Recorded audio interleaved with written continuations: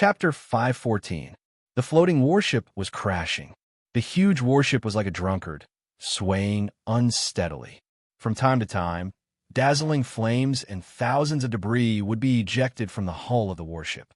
Among the debris were countless tiny figures that fell from the sky. On the metal deck that was tilted at a 60-degree angle, Sabrina stabbed two of her metal tentacles deep into the hull of the warship. Only then did she free her hands to hug Grim, who had lost all his energy. As for her remaining tentacles, they were continuously shooting magic rays to prevent the metal goblin from approaching. That move just now had completely exhausted the flame energy in Grim's body. Although he had the heart of flame to replenish his energy, the newly replenished flame energy was like a drop in the bucket compared to the bottomless energy deficit in his body. Only Grim dared to be so arrogant. If it was Sabrina or Ender who had used up all their energy, what awaited them would be an endless path of recovery. If it was in the sorcerer world, a grade 2 sorcerer would need 2 to 3 days to slowly recover after exhausting all his energy. In the goblin plane, where magic was low, this period of time could be as long as half a month. If they also considered the gnomes' Ouroboros hunt, even a month's time wouldn't be enough to make up for this deficit. Only Grim could rely on the Heart of Flame to provide him with pure flame energy day and night. That was why he dared to squander his energy so recklessly. Otherwise, he wouldn't have dared to take such a huge risk and even lose his deterrent force. The ear-piercing sirens became louder and louder.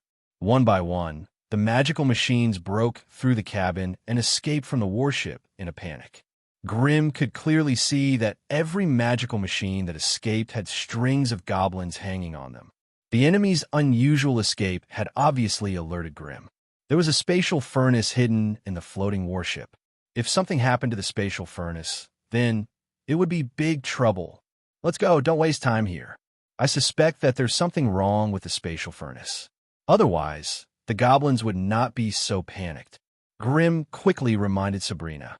His voice wasn't soft, as though he didn't mind letting the metal gnome hear him. But it was a pity that the metal gnome didn't seem to hear it at all, and it continued to charge forward while sticking close to the slanted deck. Sabrina shouted.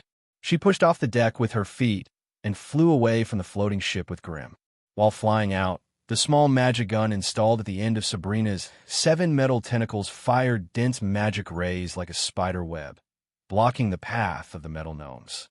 The metal gnome was caught off guard and was hit by the magic energy rays. Dazzling sparks burst out from all parts of its metal body. Seizing the opportunity when the metal gnome was frozen and unable to move, Sabrina launched another 2 gnome rockets. The magical storm that exploded at close range instantly engulfed the entire body of the metal gnome. Now, no matter how strong Tygol was, it would be difficult for him to defy the heavens and reverse his fate. The metal gnome struggled for a while before falling from the sky without any resistance. Sabrina could clearly see that the metal gnome was a land magic machine without any flying equipment. If it were to fall from the sky, it would be enough to turn it into a meat patty at an altitude of 1,000 meters. Sabrina couldn't help but sneer at the thought that this guy who had been pestering her for so long was finally going to be out of luck. But just as she was flying away with Grim, a small white flower suddenly bloomed in the air below. The gnome parachute. Damn it, that bastard Tygol actually had this on him. Sabrina's heart was filled with anger. She lowered her body slightly, intending to dive down and find trouble with Tygol. Grim patted her back lightly and pointed at the giant airship that was falling like a top. The moment Sabrina thought of the spatial furnace, she immediately forgot all her hatred. She hugged Grim tightly, and the booster rockets behind her pushed out in unison as they quickly glided into the distance. When they rushed out for 10 miles, an earth-shattering boom suddenly came from behind them, and a huge, blinding fireball burst out from the horizon. The entire world suddenly turned from night to day. Endless light and heat were like golden spears, sweeping in all directions with whistling winds. Sabrina and Grim could already feel the sharp pain in their bodies, even before the front of the hurricane approached them. This time, Even without Grimm's urging, Sabrina flew away with all her might. She dove down while flying, her mechanical eyes that were as bright as the morning stars constantly scanned the ground below, trying hard to find a suitable place to hide. There, Grimm was obviously better than Sabrina in terms of elemental perception and detection. Soon, Grimm pointed at a mountain not far away, indicating for her to fly there. There was no time or need to argue at this point. Sabrina swooped down without hesitation and landed behind the hill. As soon as they landed, a violent and ferocious shockwave whistled past the top of the mountain. All of the trees and plants on the mountain peak instantly collapsed and snapped, and were swept away by the subsequent shockwaves into the distance. The ferocious hurricane swept away all protruding objects. Even the soil on the hill and the vines on the ground could not avoid being swept away. However, with a wave of sand and pebbles, all the soil and appendages on the small mountain were blown away, revealing the hard rocks under the soil. Looking at the sparkling light on the surface of the rocks, one could tell that the rocks in this small mountain were made of extremely high metal content. The whole small mountain was mixed together and went almost 100 meters underground. With such sturdiness, even if the explosion was 10 times stronger, it would not be able to destroy it. Using the remaining parts of the hill as cover, Grimm and Sabrina were finally able to escape the explosion without any mishap.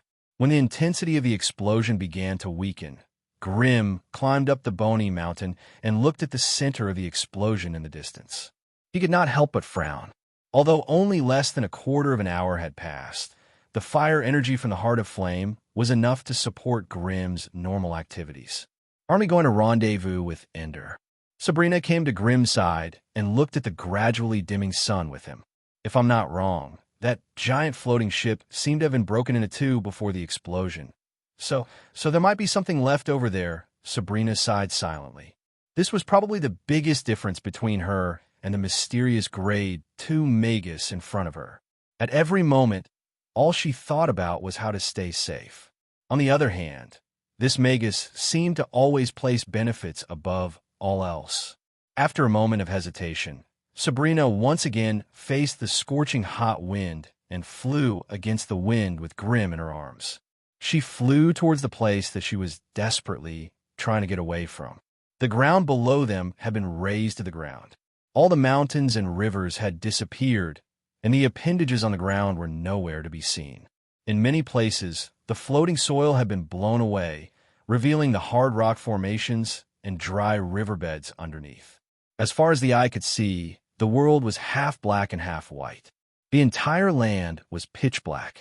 Chaotic, void, energy, and terrifying spatial turbulence could be sensed everywhere. Such a scene would usually only be seen at the edge of a ruined plain, but this was the core of the Goblin Plain.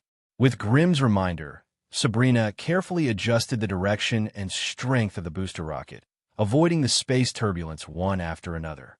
As a creature of a plane, it was usually extremely difficult to pass through the barriers of the plane and step into the void.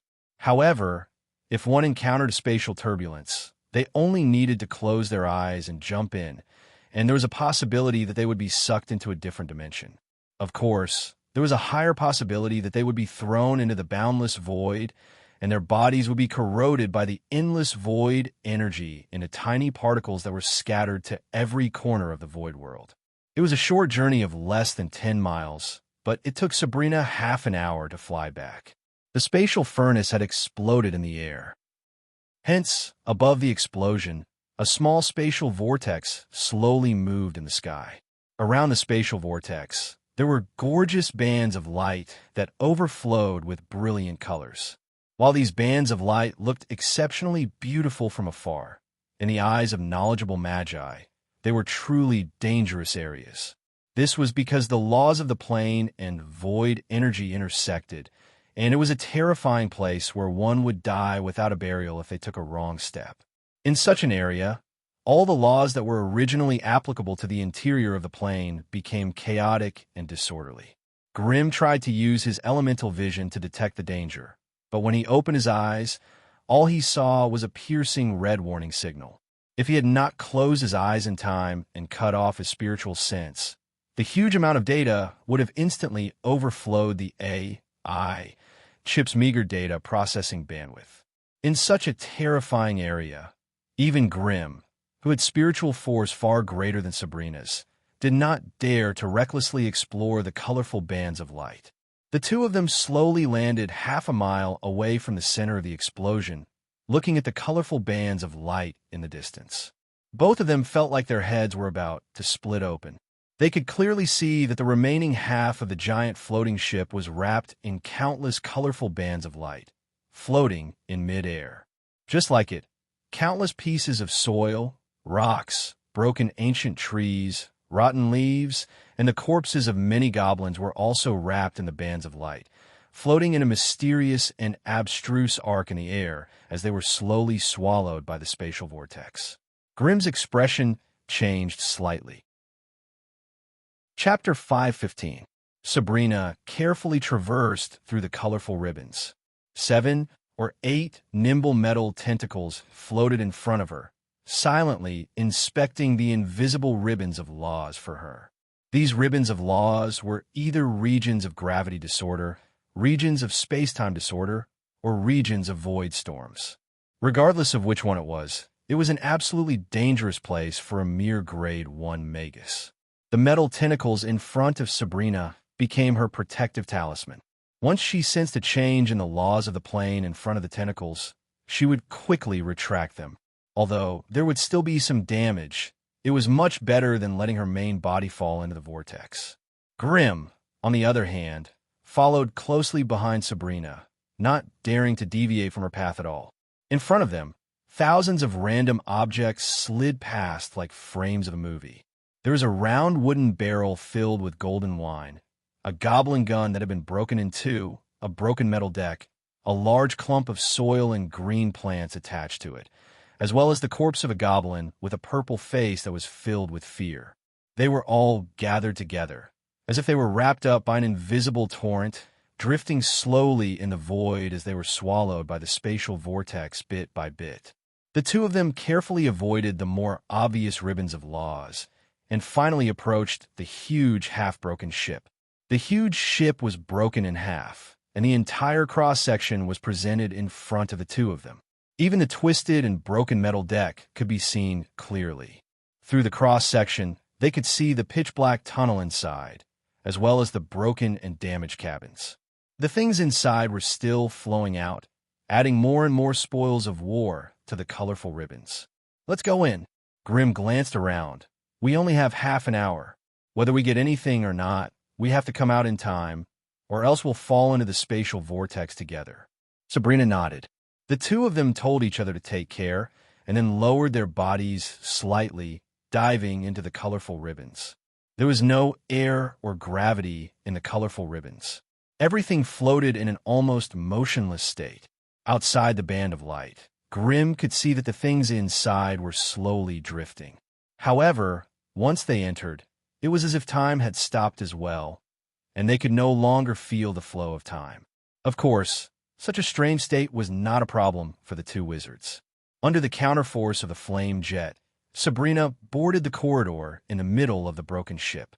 She used her metal tentacles to grab onto the left and right sides of the ship and disappeared into the darkness like an octopus. Grimm stepped on the broken planks and floating corpses as he entered the belly of the ship. The two of them had a clear target. They were going to the remaining gnome cabins on the battleship. Sabrina was aiming at the captain's cabin and the warehouse, while Grimm was aiming at the cabin where Gazlervi was hiding.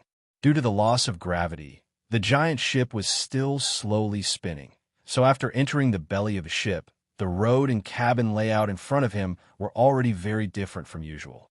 After becoming a Tier 2 sorcerer, breathing and eating were no longer necessary for survival. Most of the time, they had become a habit and a means to obtain energy from the outside world.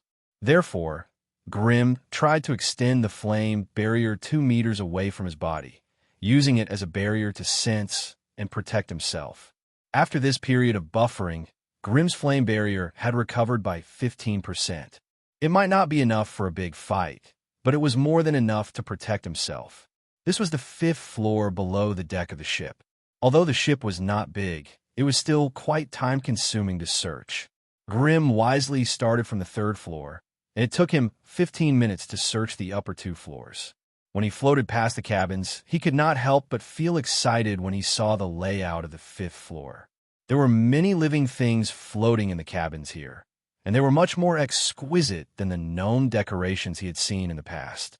In particular, Grimm found several explosion-proof doors with tight security measures. All of this seemed to indicate that the gnome living here was definitely a big shot who was used to enjoying his life. However, to Grimm's surprise, these explosion-proof doors had already been opened, and it was done in a violent manner. As there was no air, sound could not travel, so Grimm could not hear any strange sounds. However, he could still feel the slight tremble of the ship. There was someone inside. This strange thought sent chills down Grimm's spine. However, as a Tier 2 wizard, such a scene was not enough to scare him. Grimm slowly floated towards the destroyed iron door. Looking at the traces left on it, he seemed to have understood something. This was a messy and disorderly laboratory. A metal experiment table was floating in the room, along with various strange-looking metal tools. There were also many strange devices mixed among them that he could not identify. However, in front of the wall of the laboratory, a short and wretched figure was holding a giant chainsaw used by a logging robot, trying to cut a mysterious secret compartment. It was obvious that the secret compartment and the surrounding walls had been specially treated with alloys that were practically indestructible. Even when the chainsaw cut the compartment, sparks flew and debris flew everywhere, but the compartment did not budge. Based on the progress of this fellow, it would not be able to do anything to this mysterious compartment, even if it was given another 10 hours. Tygol, we meet again. Grimm looked at the familiar short figure and suddenly had a thought. He could not help but send a mental message. Tygol, who was focused on breaking the compartment, did not expect to meet a living person here. With a flick of his wrist, the giant chainsaw tilted to the side.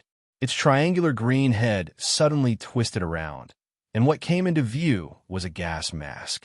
Ah, so that's how it is. Originally, he was a Tier 1 gnome mechanic. Although Tygol's physique was similar to that of a Tier 1 wizard, he should not be able to survive in this strange, airless environment. Now that he saw the gas mask, he understood everything. However, why was he here? Grimm was still puzzled. If he was a righteous gnome, he should be outside collecting the corpses of the dead gnomes. If he was a greedy gnome, the warehouse of the battleship would be the place he should be. However, he did not do any of that. Instead, he ran to this secret laboratory that clearly belonged to Prince Gazlervi and tried to open the secret compartment. This was a little too inconceivable. Looking back at the tall Grimm bathed in flames, Tygol's eyes flashed with a cold glint. However, when he swung his chainsaw at the enemy, he suddenly realized that he was not inside a combat magic device. Without the support of a combat magic device, with his identity as a Tier 1 gnome mechanic, he was as weak as a paper doll in front of the terrifying Grimm. There was no need for any large-scale spells. A simple fireball was enough to turn him into a ball of flames and make him a part of this graveyard. I want to make a deal with you. As if he understood the situation he was in, Tygol immediately changed his attitude and shouted at Grimm. Although his voice could not be transmitted, Grimm could still understand him through his mental perception. I have no interest in making a deal with weaklings. Grimm laughed coldly. Besides, I don't think you have anything useful to me. What about the coordinates of another plane? Tygol raised his hand, and in his left hand was a metallic ball that flashed with a strange light. This is the coordinates of a small plane. Are you not interested in it as well? At this moment, Grimm's expression became extremely interesting. Unexpectedly, never in his wildest dreams did he think that he would be able to obtain information about another world from an ordinary low-level gnome in the gnome plane. This was even more unbelievable than a little white rabbit raping a big black bear. However, he immediately began to doubt the authenticity of this information. After all, with Tygol's identity and qualifications, it was impossible and should not be involved in high-level information like the coordinates of another plane. unless this was not something that belonged to him. Grim looked around and saw the messy living room at the end of the laboratory. He seemed to have understood something. Grim silently drifted a little closer to Kieran. "Stop." Tygol's green eyes widened nervously. "If you take another step forward, I will destroy this world's coordinates." After saying that, he took 2 steps back and moved the metallic ball closer to the chainsaw that was letting out a deafening whistle. From its appearance, it could be seen that the metallic ball was only a small and exquisite goblin creation. There was a strange energy within it, and it was not a solid ball. Damn it. It did not feel good to have an enemy in their hands. Grim spread out his hands and froze on the spot. He looked at Tygol with a smile. "So what do you want?" "This secret compartment." Tygol tilted his head. "I want the information in this compartment." "Information?" Grim hesitated. "Don't worry. This information is useless to you." After hesitating for a moment, Tygol gritted his teeth and finally told the truth. "There is evidence of Gazruvi colluding with the royal family here, as well as detailed information on his minions. I want these things." "Oh." A playful smile appeared on Grim's face. "That's right. I belong to the demi-royal family and am loyal to Her Highness Princess Vanessa." At the mention of his origin, Tygol's ugly green face revealed a proud expression. Chapter 516. Although he wanted to discuss the secrets of the goblins with this royal spy, the current situation did not allow for it. As the warship got closer and closer to the spatial vortex, the entire structure of the warship was affected by the gravitational field. The warship was pulled in different directions by thousands of gravitational waves. If it wasn't for the fact that the goblins made the warship extremely sturdy, it would have been torn apart. But even so, as the number of gravitational beams increased and the strength increased, the metal hull began to creak and groan, making one's teeth ache. The remaining half of the warship didn't have much time left. "Get out of the way. We don't have much time left." Grim didn't have the time to negotiate with the other party. After a low growl, he bent down and rushed towards the hidden compartment. Tygol carefully dodged to the side and tightly protected the metal ball in his hand. Grim came to the wall where the hidden compartment was located and slammed his hand on it. Then, he silently sensed the size and shape of the compartment according to the rebound of the wall. Obviously, the item in the hidden compartment was very important to Gazruvi, and the process of opening the hidden compartment was extremely complicated. That was why he couldn't take it away in time and could only leave the warship through the teleportation device. And this safe that Gazruvi personally built was obviously made with a new type of high-quality alloy. Not only was it abnormally sturdy, but it also had magic resistance properties that other alloys lacked. If Grim wanted to use his flames to corrode it, it would take a lot of time, and it would be difficult to control the strength. If the flames were to penetrate it, the information of the so-called royal traders and minions of the prince would be destroyed, and the previous transaction would be impossible. With this in mind, Grim no longer hesitated. The flames on his palms that were stuck to the wall burst forth and quickly spread across the entire wall. The terrifying flames quickly burned everything that was attached to the wall and then outlined the hidden compartment and the surrounding area of 2 to 3 meters. The entire wall was 7 to 8 meters wide, and the hidden compartment and the metal base took up more than half of it. Under normal circumstances, it would be wishful thinking for an ordinary thief to pry open the hidden compartment. But in this kind of gravity-free environment, it was undoubtedly the easiest way to chisel away the surrounding weak parts and then take Migo along with the pedestal away. Tigul, who was watching coldly from the side, couldn't help but sigh inwardly. If he had thought of this method earlier, he wouldn't have spent so much time fighting against this special alloy, and he wouldn't have been stopped by Grim later. After the flame illuminated the outline, the flame energy in Grim's hands burst forth and struck the hidden compartment and pedestal over and over again. Finally, they were pulled out from the wooden cabin. This was a strange metal box that was 5 meters long, 3 meters wide, and 5 meters deep. If it wasn't for the fact that there was no gravity here, perhaps Tigul wouldn't have been able to transport it out even if he used a battle magic machine. With its size, it was more than enough to be used as a coffin for the gnomes. Go! Holding the metal coffin in his hand, Grimm called out to Tigula and was the first to rush out. All the obstructing corridors and planks along the way would be destroyed by Grimm's fireballs, leaving a large hole big enough for him to pass through. A human, a gnome, and a coffin flew out of the ship in a strange posture and pounced towards the edge of the colorful belt of light. As soon as the three of them left the light belt, the metal coffin crushed the flaming hand under the immense pressure of gravity. Then it rolled all the way to the ground and crashed. Why is this guy with you? Although Sabrina had gone to the depths of the ship, she had obviously returned earlier than Grimm. It's a long story. Grimm sighed and turned back to Tigul. I've brought the item out, but before I trade it, I need to check if it's what you're talking about. If you dare to lie to me, don't even think about leaving this place alive. Sabrina, I'll leave this to you. Tigul seemed to have expected this. He took a few steps back and let her do as she pleased. Grimm's flames were obviously not suitable for such delicate work, so he tactfully handed the task to the mechanical girl and explained the whole story to her. Hearing that the reward for opening the metal coffin was a world waymark of a plane, even with Sabrina's calmness and steadiness, she was so excited that her heart itched. A spatial waymark of a plane. That was a spatial waymark of a plane. Even if they didn't covet the profits from the plane, they could easily get millions of magic crystals by auctioning this spatial waymark back to the Magus world. To a rank 1 wizard, this was a huge temptation that was hard to resist. Without a word, Sabrina rushed to the front of the metal coffin. 7 or 8 metal tentacles turned into drills and began to madly tear apart the metal. Although the metal coffin was made of an excellent alloy, it could not withstand the crazy destruction of a mechanical wizard. In just a quarter of an hour, a large hole was drilled in the surface of the secret compartment, and the items inside were taken out one by one. There were no gems or gold coins inside, only blueprints and a thick roster.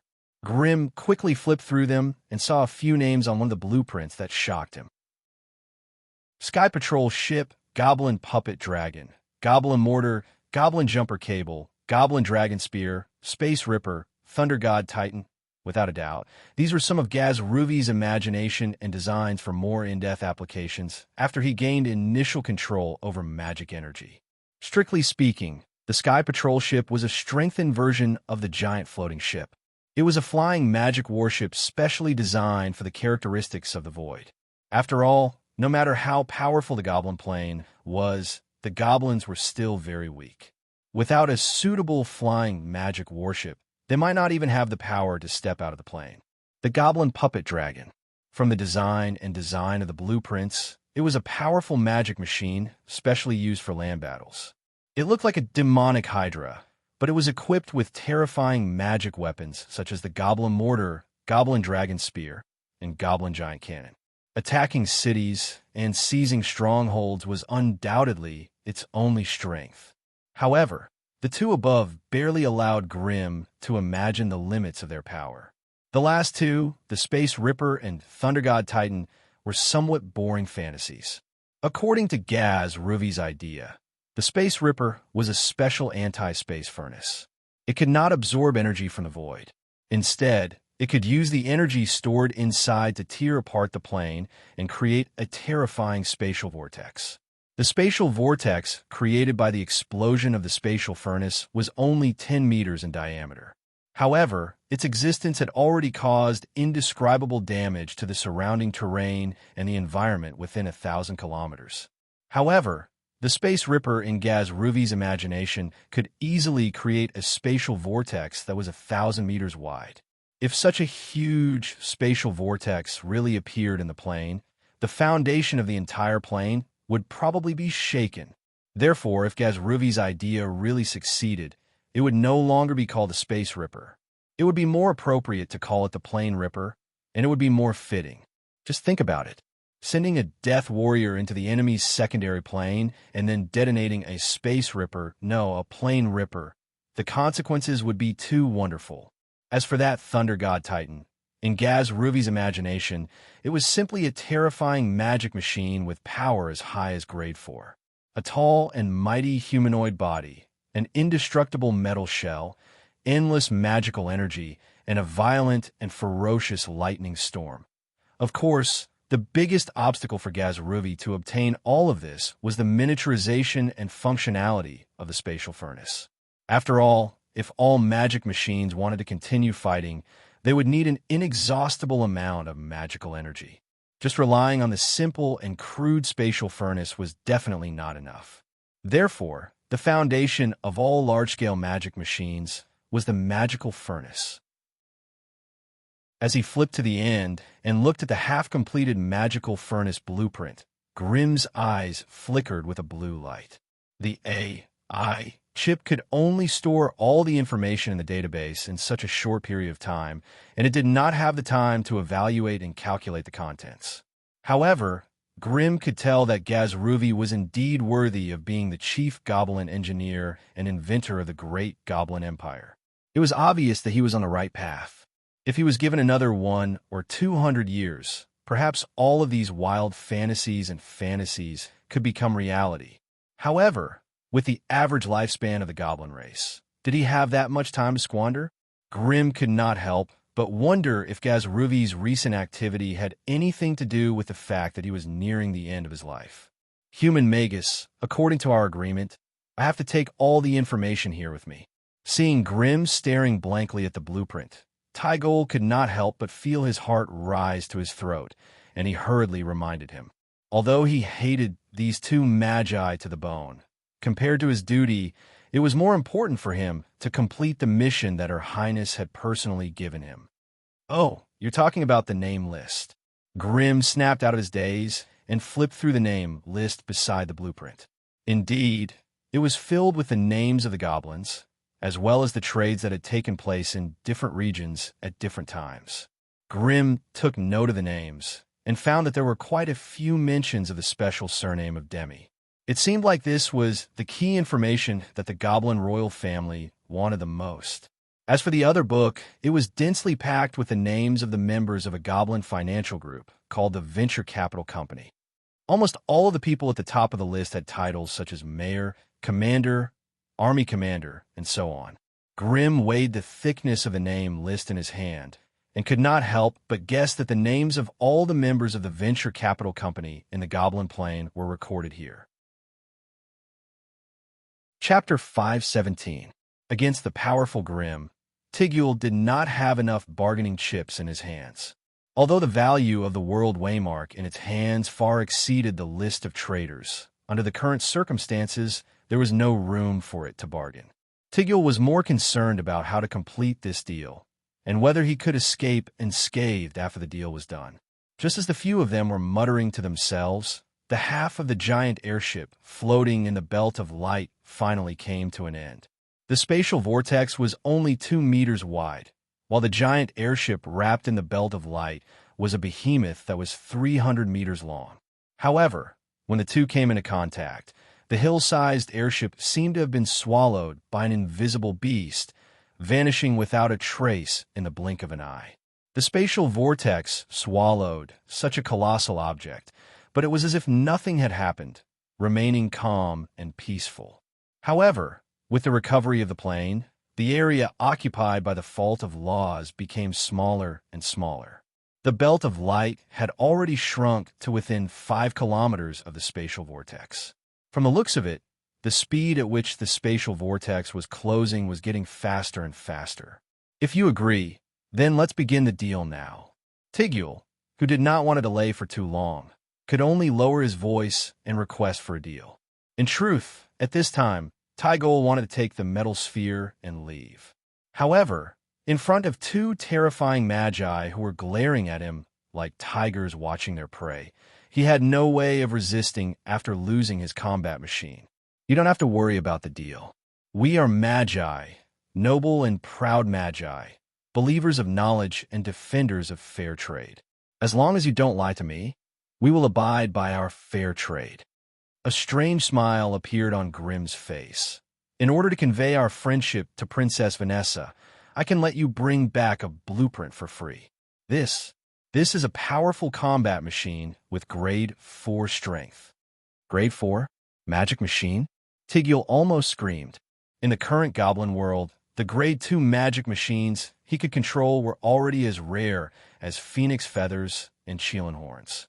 If he could really create a Grade 4 magic machine, would the goblin plane be afraid of anyone? Would this wizard, who is an intruder, be so kind? With endless questions and vigilance, Tigul put away the list of traitors, the list of minions, and the blueprints of the Thunder God Titan. He then carefully passed the metal orb to Grim. Grim calmly received the ball, and a prompt from the AI chip sounded in his mind. Discover coordinates of an alternate plane world. Do you wish to import it into the database? Yes. A long string of strange lines and goblin words flowed into Grim's brain. It could be seen that the way the goblins stored the world waymarks was different from that of the Magus world. They incorporated some special methods of the mechanical civilization. The AI chip estimated that it would take him 10 hours, 27 minutes, 29 seconds to decipher the world waymark. Although he knew nothing about this plane, Grim had confirmed the authenticity and completeness of the world waymark based on the information he had. All right, you can leave now. Grim looked at the fearful Tigul and chuckled. Remember to tell Princess Vanessa that I'm very interested in meeting with the Goblin royal family. Since that Gazlu stopped working with us and lured us here, we naturally hope to see him decline. Tigul's face immediately turned pale.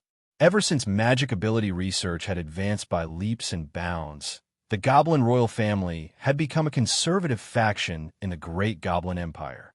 Gazzu, who was at the forefront of magic ability research, had become the progressive representative of the Great Goblin Empire, becoming the father of magic in the eyes of all the goblins. Gazlu's venture capital company had also successfully become a powerful force in the Great Goblin Empire that could contend with the Goblin royal family. In order to alleviate Gazlu's overbearing aura, the Goblin royal family had no choice but to confer him the title of the first non-royal goblin prince. Many goblins even privately said that the royal family should marry Princess Vanessa, who was the most famous of the successors to the empire, to Gazlu. This was to facilitate the marriage between the royal family and the strongest goblins. Gazlu was already a 96-year-old goblin, and Princess Vanessa was only an 11-year-old girl. Such a small flaw was not a problem in the eyes of the fanatical goblins. These rumors were undoubtedly the greatest insult and challenge to the Goblin royal family. After all, according to the tradition of the successors to the royal family, Princess Vanessa was the most popular of the three successors. Any schemes or covetous intentions towards her would incite the wrath and resistance of the defenders of the royal family. Hence, the conflict between the Goblin royal family and the venture capital company led by Gazlu in the Great Goblin Empire had already become very intense. If these unbridled invading magi were to participate in the internal struggles of the goblins, the split of the Great Goblin Empire would not be a small matter. The pale-faced Tigul nodded silently and left with the precious information. After the goblin had completely disappeared, Sabrina asked in confusion, "We're letting it take the blueprints of the Thunder God Titan away, just like that? That's a terrifying magic machine with the strength of a basic grade 4. It's just blueprints."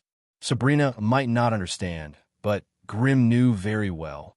If they want to build a Thunder God Titan, they won't be able to do it with just the metal resources in the Goblin plane. Even if they send their slaves to dig out all the rare metal ores in the Goblin plane, it might not be enough.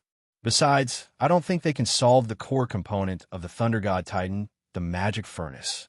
That's why the blueprints are just for show in their hands.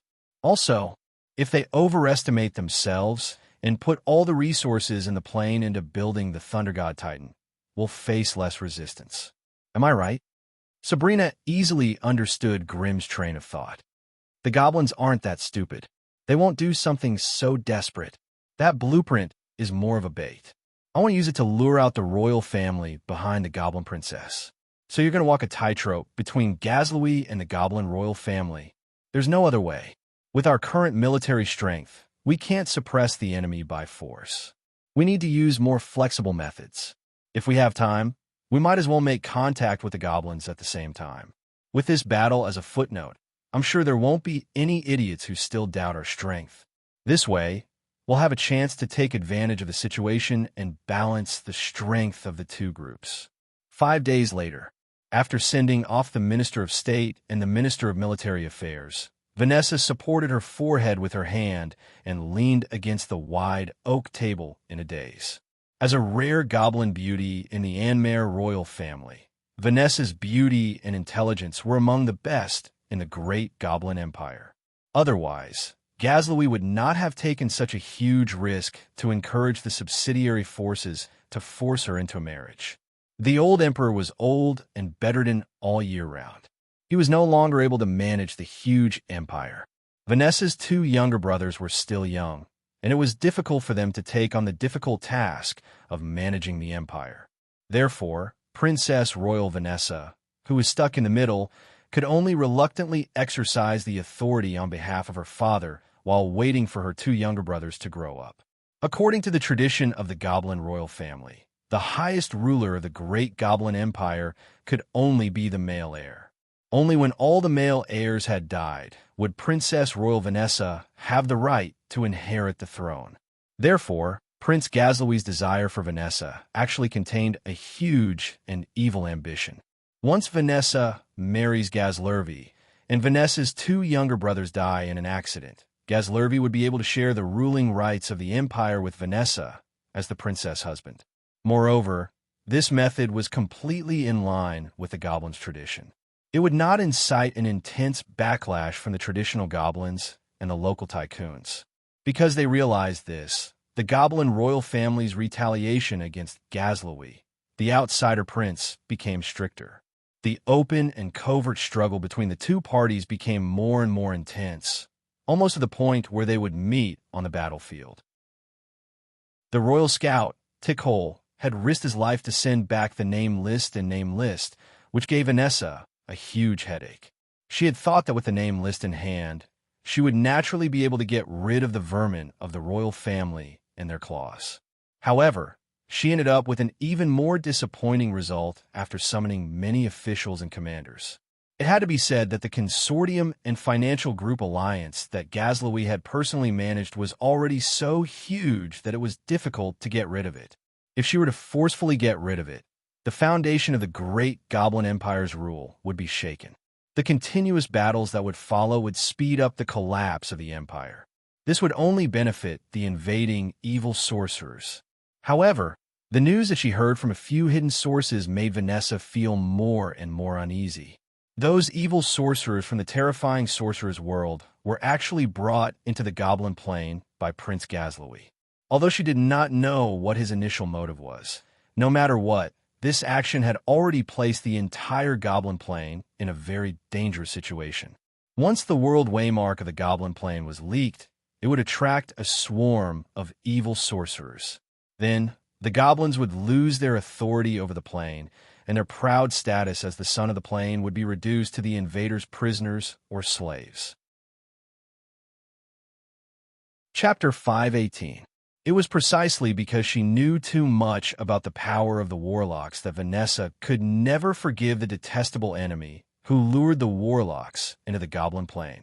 If not for the fact that she did not have enough power to wipe out the opposing forces, she would have stabbed the detestable fellow in the heart with her own hands. It was too despicable. It actually dragged the entire Goblin Plain into danger for its own selfishness. Such a fellow should be hacked into pieces, as she cursed. Vanessa pushed open the wooden door and went to the small open-air platform outside the residence. This was a metal castle with a strong goblin style. Although the layout of the building was similar to that of the human castles, there was a huge difference in the building materials. Human castles were mostly made of earth, wood, and boulders, while the goblin castles were made of a large number of metal components, with the occasional addition of wood. Even the wooden walls had to be covered with a layer of sturdy metal plates to increase their sturdiness.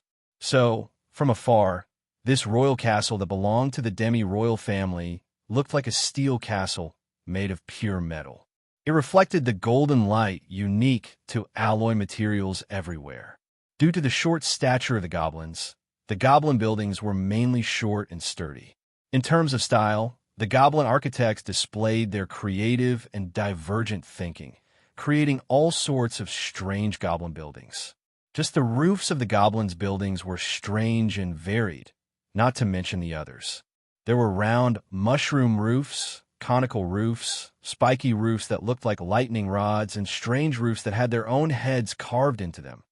So, looking from a high vantage point, there were no two buildings that looked exactly the same in the Goblin Castle. Due to the fact that they advocated frugality and economy, the paths between the goblin buildings were extremely narrow and crowded. Moreover, there were all sorts of wires, levers, and capstans between the buildings. There were metal trapdoors, suspension bridges, and small cars sliding on the tracks everywhere. Moreover, most of the buildings were still steam-powered, so their tall iron chimneys were constantly emitting black smoke. On the streets, goblins rode chocobos, golem beasts, and self-propelled robots, strutting through the streets with their heads held high. In the distance, gnome caravans had already arrived at the edge of the castle. The gnome in charge of the caravans was waving his whip, instructing the slaves to unload the goods from the Kodo's body. Above the castle, gnome helicopters flew across the sky with the ear-piercing roar of machines. A large gnome airship was slowly approaching the port at the edge of the castle. There was an endless stream of gnomes coming and going. Princess Vanessa looked at the people who lived and worked in peace under her rule. Her heart was filled with boundless pride, but at the same time, there was an indescribable fear and uneasiness. She loved her people, loved her own country, and loved the goblins' unique culture. But all of this had been changed by the sudden appearance of magic. Magic represented a cleaner and more efficient source of energy, and it could never be cut off. Hence, when they first came into contact with magic, none of the gnomes could reject this new energy source that represented the great future.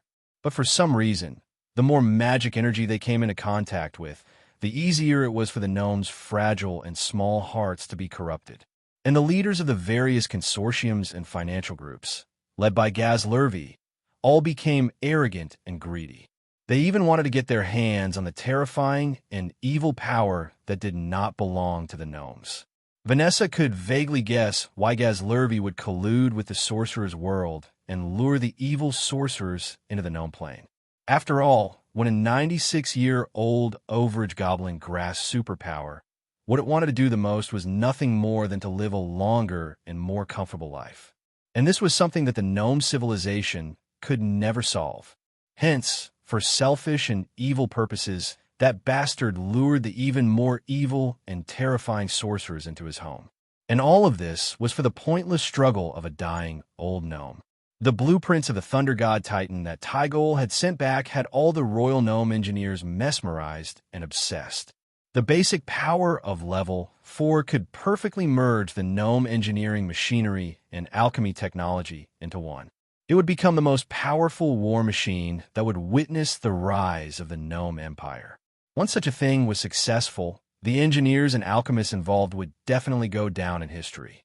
They would become sages that countless gnome descendants would worship. No gnome could resist such a huge temptation. Based on what Vanessa knew, after the blueprints were sent to the Royal Academy of Engineering, those white-haired gnome engineers had not slept for 3 days and 3 nights. They gathered all the gnome engineers and then invited a group of old fellows from the alchemy workshop to assist them. They were in full swing researching every detail and core technology of the Thunder God Titan. In order to conduct experiments, they had applied for 17 major projects, 21 core materials and metals experiments, 175 technology verification tests, and 5 feasibility studies for the space furnace miniaturization technology. Based on their attitude, they would not be able to support such a huge project even if they emptied the royal treasury. Moreover, if they poured all the wealth and resources of the royal family into this illusory Thunder God Titan project, then the royal family's plan to build their own mana army would inevitably be delayed. Without a new mana army, how would the gnome royal family fight against Gaz Ruvy's private mercenary army? Without a new mana army, What could the gnome royal family do against the invasion of the evil sorcerers? If the ones who defeated the sorcerers were not the gnome royal family's army, but Gazruvi's private army, then in the hearts of the gnome royal family would lose their responsibility as a divine guardian. By then, what else could the gnome royal family do other than watch Gazruvi win over the hearts of the people who originally belonged to them? The more she thought about it, the heavier the haze in Vanessa's heart became. Most of the time, the terrifying pressure on her frail shoulders far exceeded the combined pressure of all the other gnome princesses of her age. If not for the support of the royal family's bloodline, which prevented her from retreating or compromising, she would be like the other 11-year-old gnome princesses. She would be doing her favorite engineering experiments and driving the alchemy products that she created herself. She would not have to worry about the difficulties and problems that were yet to come. Unfortunately, she was Vanessa. She was the princess royal of the gnome empire. She was the most powerful gnome in the Andermai royal family. In such an environment, she could only throw away her clothes and put on her armor to do what she could for the survival of the gnome royal family. Just as Vanessa was holding onto the metal railing and looking at the people in her castle, a flustered gnome maidservant rushed in. "Oh no! Oh no! Your Highness, the Minister of State just reported that there was a sudden outbreak of a large-scale plague across the empire." The petite and beautiful Princess Vanessa's scepter fell to the ground. The plague had broken out.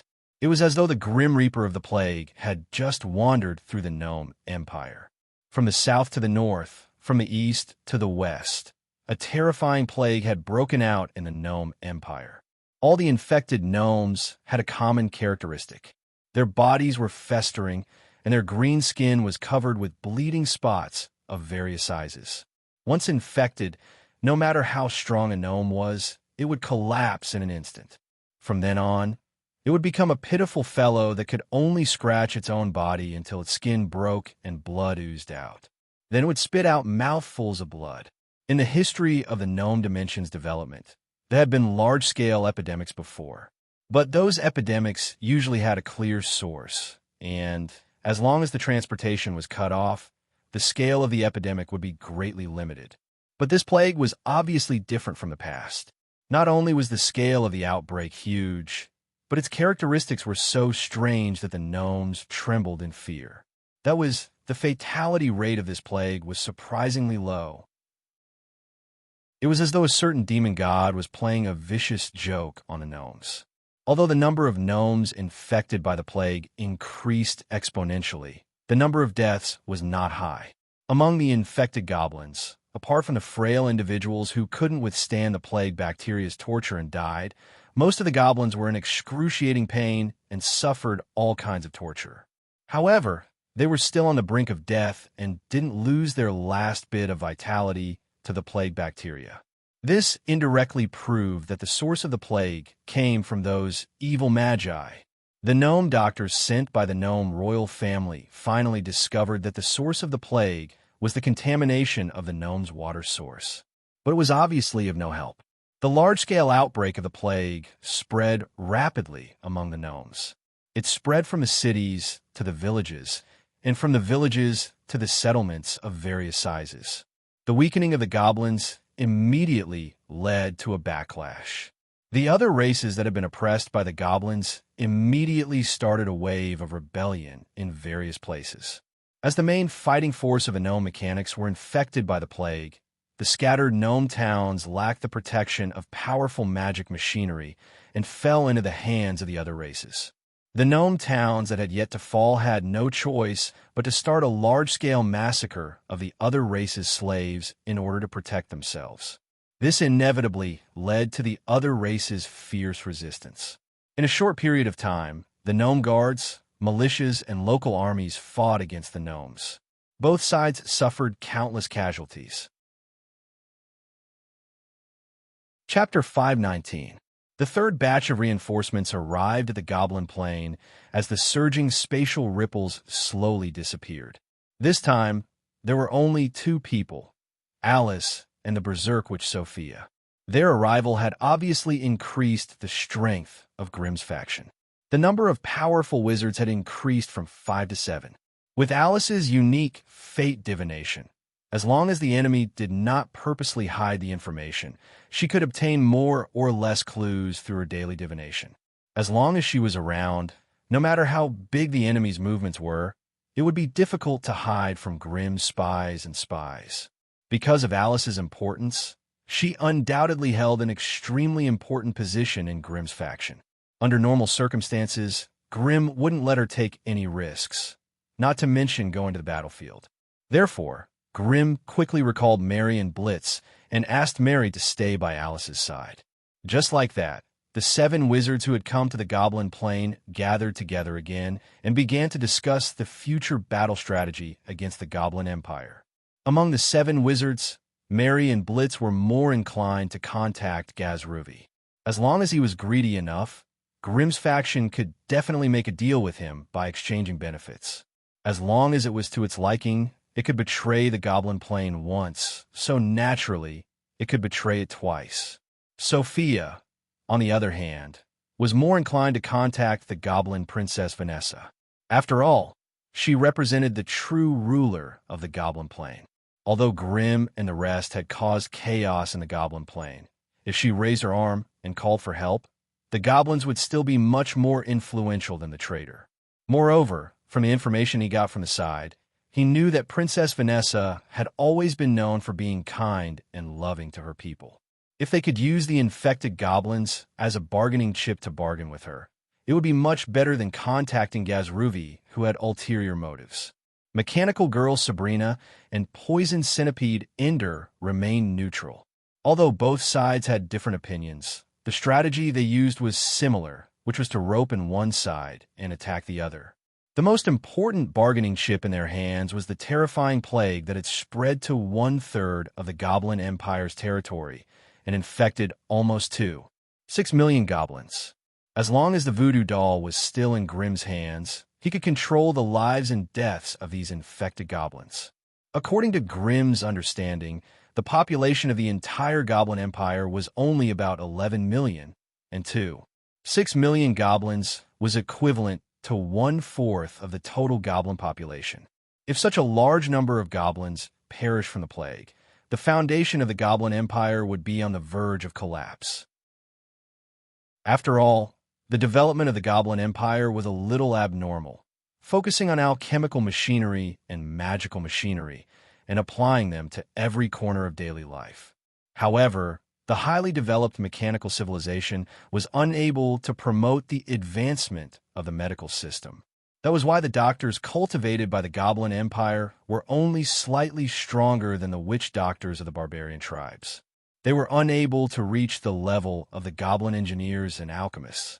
While Grimm and the others were planning their next move in the dark, shocking news came from the Goblin Empire. Something happened to that Princess Vanessa. This was a gnome town located 130 miles northeast of the royal castle. As a satellite town of the royal castle, the town only had a population of 300, but there were more than 2,000 technicians and craftsmen from outside. There were also 25 blacksmiths and forges that served as metallurgy facilities. Every day, large quantities of specialty metal ingots would be delivered to the town via gnome merchant teams or gnome airships. They would be smelted at high temperatures according to the requirements of the royal castle into metal components to support the forging needs of the royal engineers and alchemists. That was why the town was covered in black smoke all day long. Crimson molten iron flowed out of the furnaces like a stream and was then distributed to different forges through countless pipes. The loud sounds of metal rolling, the sizzling sounds of molds rapidly cooling, and the ear-piercing sounds of the gnome lathes grinding metal components, the entire town was like a huge factory. Any outsider who came here for the first time would be annoyed by the sharp metal noises and would want to cover their ears. But at that moment, in a large storage warehouse at the edge of the town, 2 groups of gnomes were in a fierce confrontation. The atmosphere was unusually tense. In the warehouse, there were more than 10 combat magic machines lined up on the right side. The front of their metal bodies were branded with the emblem of the gnome royal family, obviously belonging to the royal magic guards. Beside them, there were close to 100 gnome warriors in the royal battle uniform. They held arcanite rifles in their hands and occupied most of the high vantage points in the warehouse. The black muzzles of the rifles were firmly aimed at the enemies opposite them. The Royal Magic Guards were also facing a group of gnomes. Although their clothes were a little messy, they were as elite and fierce as ever. On their chests, there was an image of a gnome with a monocle. As outsiders, there were not many gnomes, only about 20 of them. But the 4 combat magic machines at the front had a brilliant magical light flowing on their metal shells. It was obvious that they were Grade 2 magic machines forged with high-grade alloys. In comparison, among the 13 magic machines of the Royal Magic Guards, there were only 2 Grade 2 magic machines. Such a huge difference in strength undoubtedly caused the mech mechanics of the Royal Magic Guards to have a serious expression on their faces. The haze in their hearts was hard to dispel. After this period of testing, there was no doubt that the strength of the Grade 2 magic machines was stronger than the Grade 1 magic machines. Under normal circumstances, a Grade 2 magic machine could only fight against 3 to 4 Grade 1 magic machines. But once the Grade 2 magic machines formed a small team, 2 Grade 2 magic machines could easily take out a double-digit number of Grade 1 magic machines. Therefore, in the situation on the battlefield, the Royal Magic Guards had the advantage in numbers.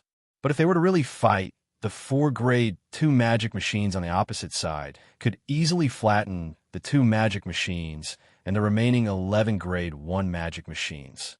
As for the Royal Goblin Guards, in this kind of battlefield, they could only play a supporting role and restrain the enemy. Facing a combat magic machine that was on a rampage, the combat strength they could unleash was not optimistic. At the back of the storage warehouse, an ordinary alchemy carriage stopped. A petite and graceful goblin girl with a blurry veil on her head alighted from it. Waiting respectfully in front of the carriage was Tygol, who was riding a Grade 2 spider magic machine. "Princess, are you sure you want to go in?" Tygol's voice sounded muffled when it came from the vent of the magic machine. "You have to know that if the negotiation fails, that bastard will definitely turn hostile and attack. Teacher Tygol, I insist on this." The goblin girl under the veil was Vanessa in disguise. At this moment, her face was filled with anxiety, worry, anger, and frustration.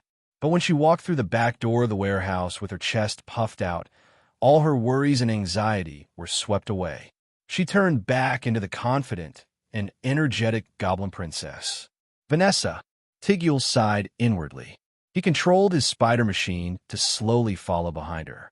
As if sensing Vanessa's arrival, a tall and fearsome magic machine appeared behind the goblin on the other side.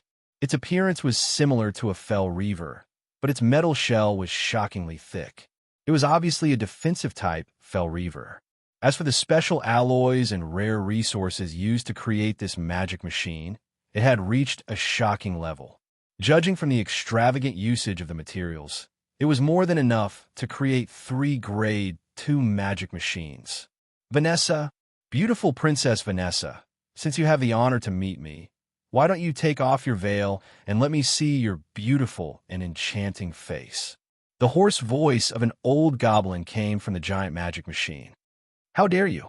Tigul roared angrily. The spider-shaped magic machine moved its 8 metal legs and blocked in front of the giant magic machine.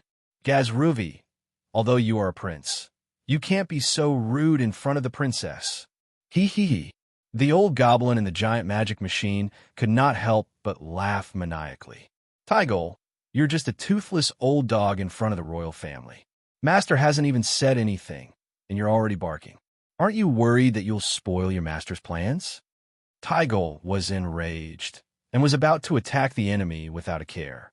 At this moment, Princess Vanessa, who was wearing a veil, had already walked behind him. She gently lifted her hand to remove her veil and softly said, "Teacher Tygol, please bear with it for a while. Let me have a word with Gazruvi." Vanessa's sweet and alluring voice was like a refreshing spring flowing in a dry desert. It immediately cooled down the atmosphere of the fierce and dangerous confrontation. Even though he was unwilling, Tigul still suppressed his anger. The spider magic machinery moved to the side, revealing Vanessa behind him. I'm already here. What about you? Vanessa stared at the giant magic machine with a determined gaze. After seemingly hesitating for a moment, the rows of exhaust pipes on the back of the giant magic machine emitted hot air. The metal plates at the front of the magic machine opened up layer by layer. Only after 7 layers were opened did the figure of the old goblin Gazruvi appear. Compared to before, the old goblin Gazruvi seemed to have aged a little more. Its green skin was full of terrible age spots, and the dark purple spots almost covered its original green goblin skin color. His skin was wrinkled like the bark of a tree. At a glance, there was almost no luster on the surface of his skin. With the lifespan of an ordinary goblin of 60 to 80 years, Gazruvi, who was 96 years old, could be said to be the oldest among the goblins. Unlike Tygol, who had a longer lifespan after advancing, Gazruvi was still an ordinary goblin. Therefore, his life should have ended a decade or 2 ago. But with the authority and resources he had, this greatest engineer and inventor in the goblin dimension had obviously used some methods to extend his life. Chapter 520. Even if Gazlurvi was the most powerful and wealthy goblin in the goblin plane, his life could only be maintained with some medical equipment. Hence, after seeing the pitiful state of the old goblin, even Tigul, who hated him to the core, could not help but have a cold look in his eyes. His heart was filled with endless sorrow. If Gazruvi was willing to rein in his ambitions and use his intelligence and wisdom for the rise of the Goblin Empire, he would definitely become a goblin sage that was revered by all. Unfortunately, greed had clouded his intelligence, and his fear of death had caused him to lose the dignity of a goblin. The current Goblin Empire was blessed by this damned old goblin, and there were already signs of division that worried all the goblins. If this situation were to continue, the ruling authority of the goblin royal family would be taken away by the local financial groups sooner or later. After a simple appearance, the metal plates of the giant magical machine closed up, and the old Gazlurvi was once again protected by a thick alloy shell. Your Highness, you sent someone to secretly summon me here. That must be an extremely important matter. I don't know. Gazlurvi paused at this point. Gazlurvi, we're noble goblins who hold supreme power. There's no need to pretend here. Don't you know the reason why I summoned you here? An angry expression appeared on Vanessa's delicate, light green face. The invading evil sorcerers have released such a terrifying plague in our kingdom. Are we just going to sit back and let them do whatever they want? Then, Your Highness, what do you mean? I hope that we can work together and eliminate these evil magi first. As for the internal conflict between us, we can resolve it through other methods after the external threat has been dealt with. Gazlurvi was silent. The atmosphere in the room became tense. Goblins do not fight goblins. Such a simple thought actually existed in the minds of all the goblins. However, due to the difference in political ideologies between the leaders of both sides, they had no choice but to stand on opposite sides and hate each other. If Gazlurvi really accepted Princess Vanessa's suggestion, it would be the best thing for the Goblin Empire to mend the cracks in itself. Because this matter was too important, all the goblins present could not help but hold their breath, silently waiting for the old goblin Gazruvi's answer. After a long silence, Gazlurvi finally spoke. Her Royal Highness's proposal is actually a plan that I've thought of a long time ago. However, due to the distrust between both sides, it's difficult to fully carry out this kind of cooperation. So, in order to truly fuse their powers, I have another suggestion. Propose what? Princess Vanessa's jade-green eyes lit up with a glint of surprise when she saw that her idea had gotten a response from the other party. I suggest. Gazlurvi's aged voice came through the microphone, his tone getting lower and lower. When he made a proposal, his voice was so low that it was hard to hear. Just as Princess Vanessa was leaning forward and trying to decipher the other party's words, the floor of the warehouse suddenly shook violently. The next moment, the ground under the feet of the royal magic guards suddenly split open, and a spiral-shaped metal cone spun at high speed. A Grade 1 magical machine could not dodge in time, and was stuck in the middle of its body by the high-speed spinning cone. Amidst the deafening sound of metal clanking, a goblin drilling machine emerged from the ground and revealed the huge metal at the back of the cone. The unlucky magical machine was pierced by the squeaking drill, and its entire body was drilled through. As purplish-black blood flowed down the drill, the metal cylinder suddenly opened, and a shocking number of Goblin Suicide Squad rushed out. They were wearing power-assisted exoskeleton armor and had a Biznik 247 by 128 precision scope on their heads. They were holding fire core sniper rifles in their hands, and there were foldable metal shields on their elbows. There were high-temperature flamethrowers on their shoulders, and there were magical bombs hanging on their waists. Although they did not have combat magical machines, their terrifying equipment allowed them to disrupt the formation of the Royal Guards. As soon as they appeared, they did not even wait for the Royal Guards to react before magical bombs were thrown at them. Amidst the terrifying rumbling sounds, streaks of fire, dragon-like flames, and high-powered metal projectiles instantly flooded the battlefield. Although the Royal Guards were caught off guard, and 20 to 30 of them were injured in the first instant, their strict training and superior equipment allowed them to withstand the attack of the Goblin Suicide Squad. Both parties engaged in an intense battle in a corner of the warehouse at this moment. The thick metal roof of the warehouse was suddenly blasted open, and several combat magic machines with metal chains hanging from them suddenly dropped down from above. Through the hole in the roof, they could see the goblin airships above the warehouse. The sudden change infuriated Goblin Princess Vanessa. Before she could ask anything, the giant magical machine that had been standing still suddenly lowered its body and grabbed her with its fan-like alloy hand. However, when the alloy hand was only half a meter away from Vanessa, the spider-shaped magical machine that Tigul was controlling had already collided with the alloy hand from the side. At the same time, the spider magical machine extended one of its limbs and used the most gentle force to push the Goblin Princess away. Dong! A deafening clang of metal resounded. The alloy hand missed its target and grabbed a goblin maidservant beside Vanessa instead. Seeing that the ambush had failed, the old goblin guy's raspy grunt came from the giant magical machine. He clenched his hand and crushed the goblin maidservant alive. Agatha! Princess Vanessa screamed in agony and reached out for the blood splattering in the air. She did not even have the time to cry for the maidservant who had followed her for many years. Vanessa was surrounded by the Goblin Royal Guards, and they quickly retreated to the back door. The Royal Combat Magical Machines could not be bothered to help the Royal Guards clear up the Suicide Squad. They swarmed to the periphery of the princess's team and fired at every enemy that pounced at them. Warriors against warriors, magic machines against magic machines. The tall combat magical machines fired fiercely as they rapidly closed in on each other. When both parties were within a certain distance, they would give up on the barrage attack and use the large metal chainsaws or guns to attack each other's weak spots. Energy shields could resist the burning of flames, while metal shields or thick arms could block the enemy's close-range weapons. When the two gigantic metal magical machines came together, there was a series of metallic clangs and ear-piercing sounds of metal rubbing against each other. Metal shards flew everywhere, and sparks flew. The life and death battle between the two metal magical machines was also a battle of fists and blades. It was no less dangerous than a physical fight.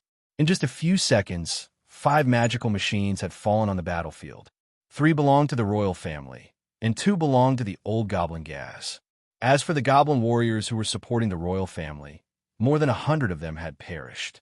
With the princess's retreating team as the center, battles of all sizes erupted one after another, and the number of royal guards surrounding the princess was also rapidly decreasing. However, this was still the royal family's territory, so the number of royal guards hidden around the warehouse was no less than the goblin army that launched the surprise attack.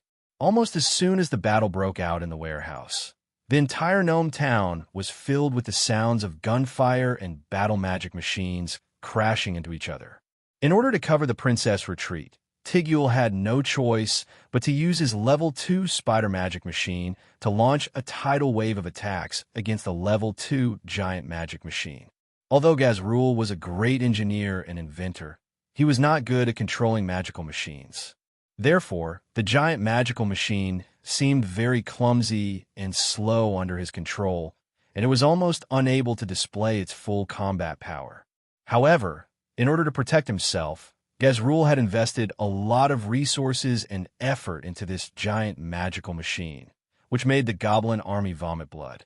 It did not disappoint, and its sturdiness made the goblin army's hair stand on end. At least, Tigul, who was fighting against it, had the urge to vomit blood. For most combat magical machines, they needed to find a balance between the sturdiness of the armor and the activity of the mechanical machine spirit. They could not let the heavy armor drag down the agility too much, nor could they sacrifice the safety of the goblin mechanic for the sake of agility. However, the giant magical machine in front of them was obviously an extreme counterexample. It had completely allocated the power of the giant magical machine to the layers of alloy armor, and did not consider its own mobility and agility in combat at all. Standing there, it was like a rhinoceros covered in more than 10 layers of metal armor. It could not move at all, but it was so sturdy that no one wanted to fight against it. Whether it was the powerful close-range explosive fire, the violent eruption of high radiation flames, or the piercing of the sharp limbs, none of them could move the layers of alloy armor. Even if you spent a lot of effort to break through one layer, there was still another layer below. Even if you worked hard to break through 2 layers, there was still a 3rd layer below. This was simply a huge torture, deeply troubling Tigul, who had always prided himself on his strength. Even with his strength, it was really difficult to use the weapons on the spider magical machine to harm the old goblin inside the giant magical machine. As for the old goblin who was hiding behind the giant magical equipment, he was like a super boss, clumsily blocking Tigul's attacks, while pulling out all sorts of strange magical weapons from hidden parts of his metal body to counterattack. Chapter 521. This was a classic civil war among the gnomes. Due to the limitations of the battlefield, the scale of the civil war was not huge, but the process of the battle was extremely brutal and bloody. The leaders of both sides were trapped in a metal or storage warehouse that was less than 700 square meters, and the soldiers on the periphery were still pouring in. The leaders of both sides were trapped in a metal or storage warehouse with a surface area of less than 700 square meters, and the soldiers on the periphery were still pouring in. The royal guards protecting the princess were in an awkward position. In front of them were 20 to 30 combat magic machines fighting to the death, and behind them were the enemy's suicide squad. They were stuck in the middle, unable to advance or retreat. At that moment, they did not know where to run to. The gnome town was the royal family's territory, after all. The number of gnome troops gathered here was undoubtedly far greater than Gaz-Ruvi's private army. But unfortunately, it was because of the obvious advantage in numbers that Princess Vanessa and the military minister let their guard down. They really couldn't imagine that this arrogant Gaz-Ruvi would dare to do such a barbaric thing like kidnapping people in their territory. When the evil sorcerer was stirring up trouble in the gnome plain, the old gnome not only ignored the Princess Olive Branch, but also acted as though he was willing to instigate a civil war among the gnomes to snatch the princess away. This brainless action was clearly beyond the scope of a normal gnome's thinking. Hence, Princess Vanessa staggered as she retreated with the guards, and muttered in pain, "Mad. Mad? He must be mad." Even someone as smart as she could not understand the madness of a dying old gnome, especially when this dying old gnome still saw himself as the future and hope of the gnome empire. When he was at the end of his life, how strong was his desire to live? If the gnome empire could not rise under his leadership, then he would rather all the gnomes perish with him. The battle was still going on intensely, as the main attacker, the old gnome's private army, might not be as large as the local garrison, but they were far superior to the royal guards in terms of equipment quality and combat ability. Before they came, The old gnome's private army seemed to have already decided on their target. Hence, their target was clear and the battle layout was reasonable. Almost as soon as the battle started, they used both the ground and the air to control all the strategic locations around the storage warehouse. Although the royal guards in the warehouse were still resisting with all their might, they were clearly at a disadvantage. Under the enemy's encirclement, the number of royal guards decreased sharply. Very soon, the original 100 soldiers dropped to a miserable state of less than 10. As for the troops stationed by the royal family, due to the suddenness of the incident, they were blocked by a team of magic machines and could not get close. So, at the same time, both inside and outside the warehouse, there were combat magic machines and goblin warriors fighting together. Magical weapons, alchemy weapons, and other weapons could be seen everywhere on the battlefield. The intelligent goblins had modified them into terrifying killing weapons. At every moment, there would be dozens or even hundreds of gnomes falling to the ground in pain, becoming the victims of this chaotic slaughter. When the last gnome guard was shot full of holes, only Princess Vanessa and Tichel's magic machine were left in the field. On the other hand, they had to face double digits of battle magical machines and triple digits of goblin mercenaries. Among them, there were as many as 3 grade 1 goblin mechanics that were on the same level as Tigul, and they were all using grade 2 magical machines. After going through a series of bloody battles, Tichel's spider magic machine was already riddled with wounds, and its combat capability was greatly reduced. Only 5 of the 8 legs that were evenly distributed on both sides of its body were left, and more than half of the rapid-fire arrays around the spider's body had been destroyed. Even the high-radiation flamethrower on the back of the spider's metal body was nowhere to be seen, leaving only half of its metal base. If this was all they had to face, then the battlefield before them would not be able to trap the ruthless Tichel. However, Vanessa, who had lost the protection of her guards, was hiding behind him. This also caused Tichel to lose the ability to dodge the attacks of the enemy's magic machines. Most of the time, he even had to use his metal body to block the stray bullets and accidental damage for Vanessa. Hence, when he faced the encirclement of enemies that were slowly closing in on him, even the invincible Tichel felt a sense of dejection, as if he had the heart to kill the enemy, but was powerless to do so. Kacha! Kacha! When the countless black gun muzzles forced them to the center, Tichel threw away the torn grade 1 magic machine in his hand and gave up resisting with a dejected expression. At such a close distance, there were many enemies. He could no longer protect the princess. If he continued to attack, any stray bullet could cause fatal harm to Princess Vanessa. By then, no matter how many enemies he killed, he would not be able to save the princess' life. Losing the princess would be an unbearable nightmare for the Goblin Empire. Hence, the princess had to live.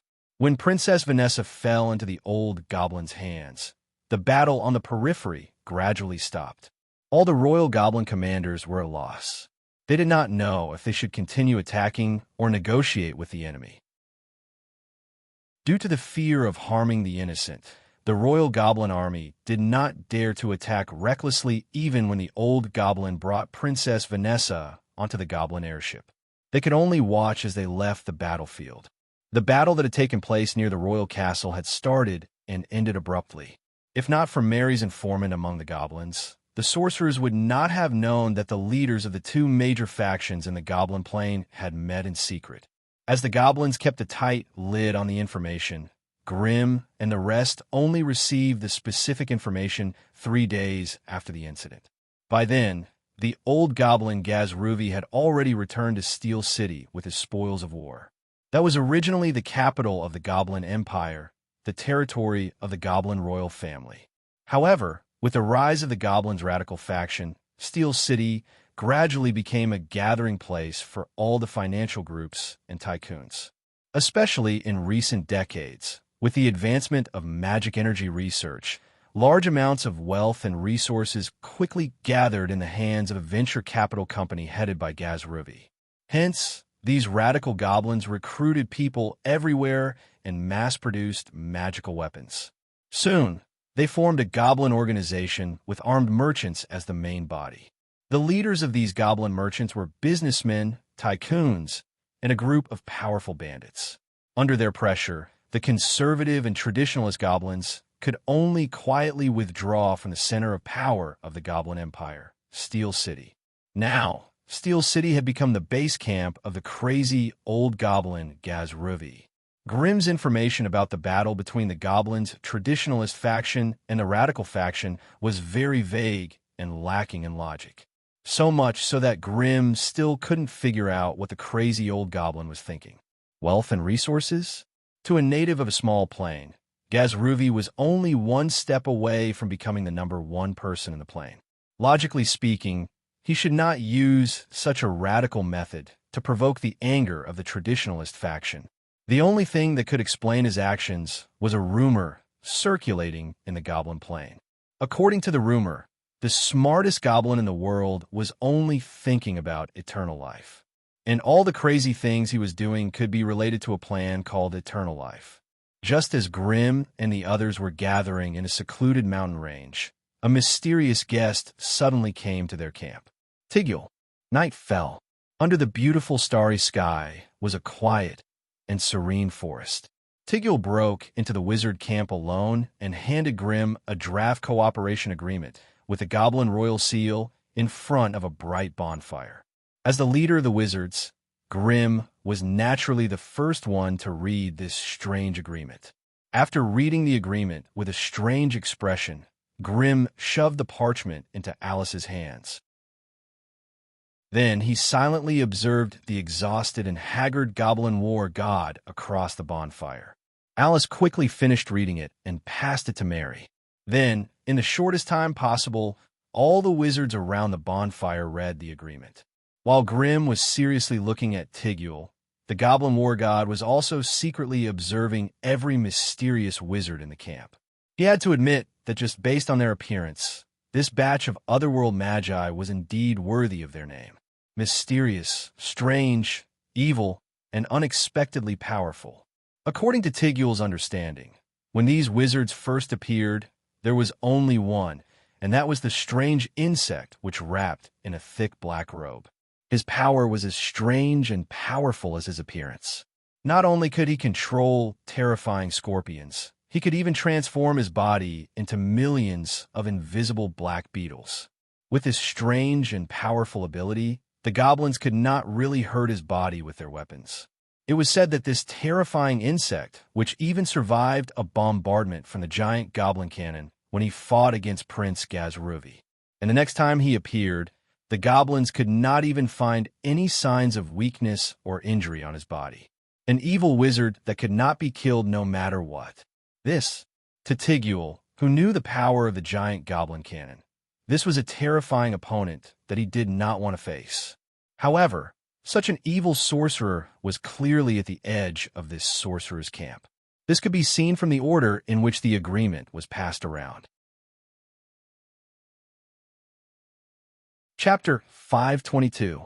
The fully deserving leader of the entire Magus camp was the terrifying fire Magus who had personally blown up the giant floating ship. The might he possessed left even Tigul feeling waves of dizziness and lingering fear when he thought about it, let alone the fact that he wasn't in a magic machine. Even if he controlled the most powerful Grade 2 magic machine in the Goblin Plane, he still wouldn't be a match for this fire Magus. The difference in strength and equipment between the two sides wasn't small. In a fair fight, Tigul estimated that a Grade 2 fire Magus with full firepower could simultaneously deal with 2 to 3 Grade 2 magic machines. Although this was somewhat outrageous, when he considered that the other side was a Magus from the powerful Magus world, it didn't seem too hard to accept. As for the other magi in the camp, they all had terrifying strength that made Tigul feel extreme fear. Every single one of them exuded a powerful, demonic, and strange power. Most importantly, they were all women. No, a more accurate term would be female magi. The second to read the agreement was a tall, long-haired beauty with an outstanding temperament. Just by looking at her delicate and beautiful face and her gentle and refined temperament, it was hard to associate her with an evil magus. But for some reason, when Tigul's gaze fell on her body, his heart began to thump for no reason. When the other party sensed his spying and looked up, Tigul almost couldn't help but cry out in alarm. For no reason, he felt as if he had been completely seen through by the other party. He hadn't seen this terrifying magus in the last war, but now that she had suddenly appeared, it seemed that this group of magi also had the ability to continuously summon their companions. Tigul's perfectly round eyes widened as he continued to peep. The gorgeous female magus dressed in red armor with strange bat wings on her back was a terrifying cold-blooded killer. Moreover, she also had the strange ability to absorb blood and heal herself. However, the most frightening thing about her was her ghostly speed. Tigul, who had experienced how terrifying Mary was on the battlefield, felt his hair stand on end when he saw her. Apart from these people, there were 3 other female magi in the camp. The oldest among them was an old witch with a dark face and a hunchback. She was the powerful witch who had poisoned hundreds of goblin mechanics to death in one breath. Over 100 battle magic machines. Such a powerful force was enough to flatten any powerful race in the goblin plane. But in front of this old witch, they were as fragile as a flock of guinea fowls. Hundreds of battle magic machines roared as they charged at the old witch, only to be poisoned to death with a wave of the enemy's hand. As soon as that terrifying scene appeared in his mind, Tigul shuddered and didn't dare to think any further. In addition to the poisonous woman, there was also a strange half-human, half-machine witch and a sturdy witch who was as strong as a man. It was also the first time it had seen the latter, so it should be a witch who had just arrived. As for the former, I had fought against her briefly on the floating airship. Although she wasn't as tyrannical as the fire shaman, her combat style and direction of development were quite similar to the goblins. If they weren't enemies, Tigul really wanted to find a chance to discuss the control of external magic machines with this mechanical witch. However, the goblins used exoskeleton-type magic machines, while the other party seemed to have fused with those magic machines. After Tigul looked at every magus in the camp with a fearful gaze, his gaze returned to the leader of the magi. The other party was also silently sizing him up. After stepping into the magic machine, Tigul would also have the strength of a grade 2 magus. However, without the magic machine, he was still just a grade 1 goblin mechanic. In terms of the basic quality of his body, the gap between him and Grimm's spiritual energy was so huge that it was hard to make up for it. When his gaze met Grimm's, Tigul felt a stinging pain in his eyes, as if they were being stabbed by needles. Only when he tilted his head and shifted his gaze away did he feel a little better. However, silent tears were already flowing down his face. Cooperation.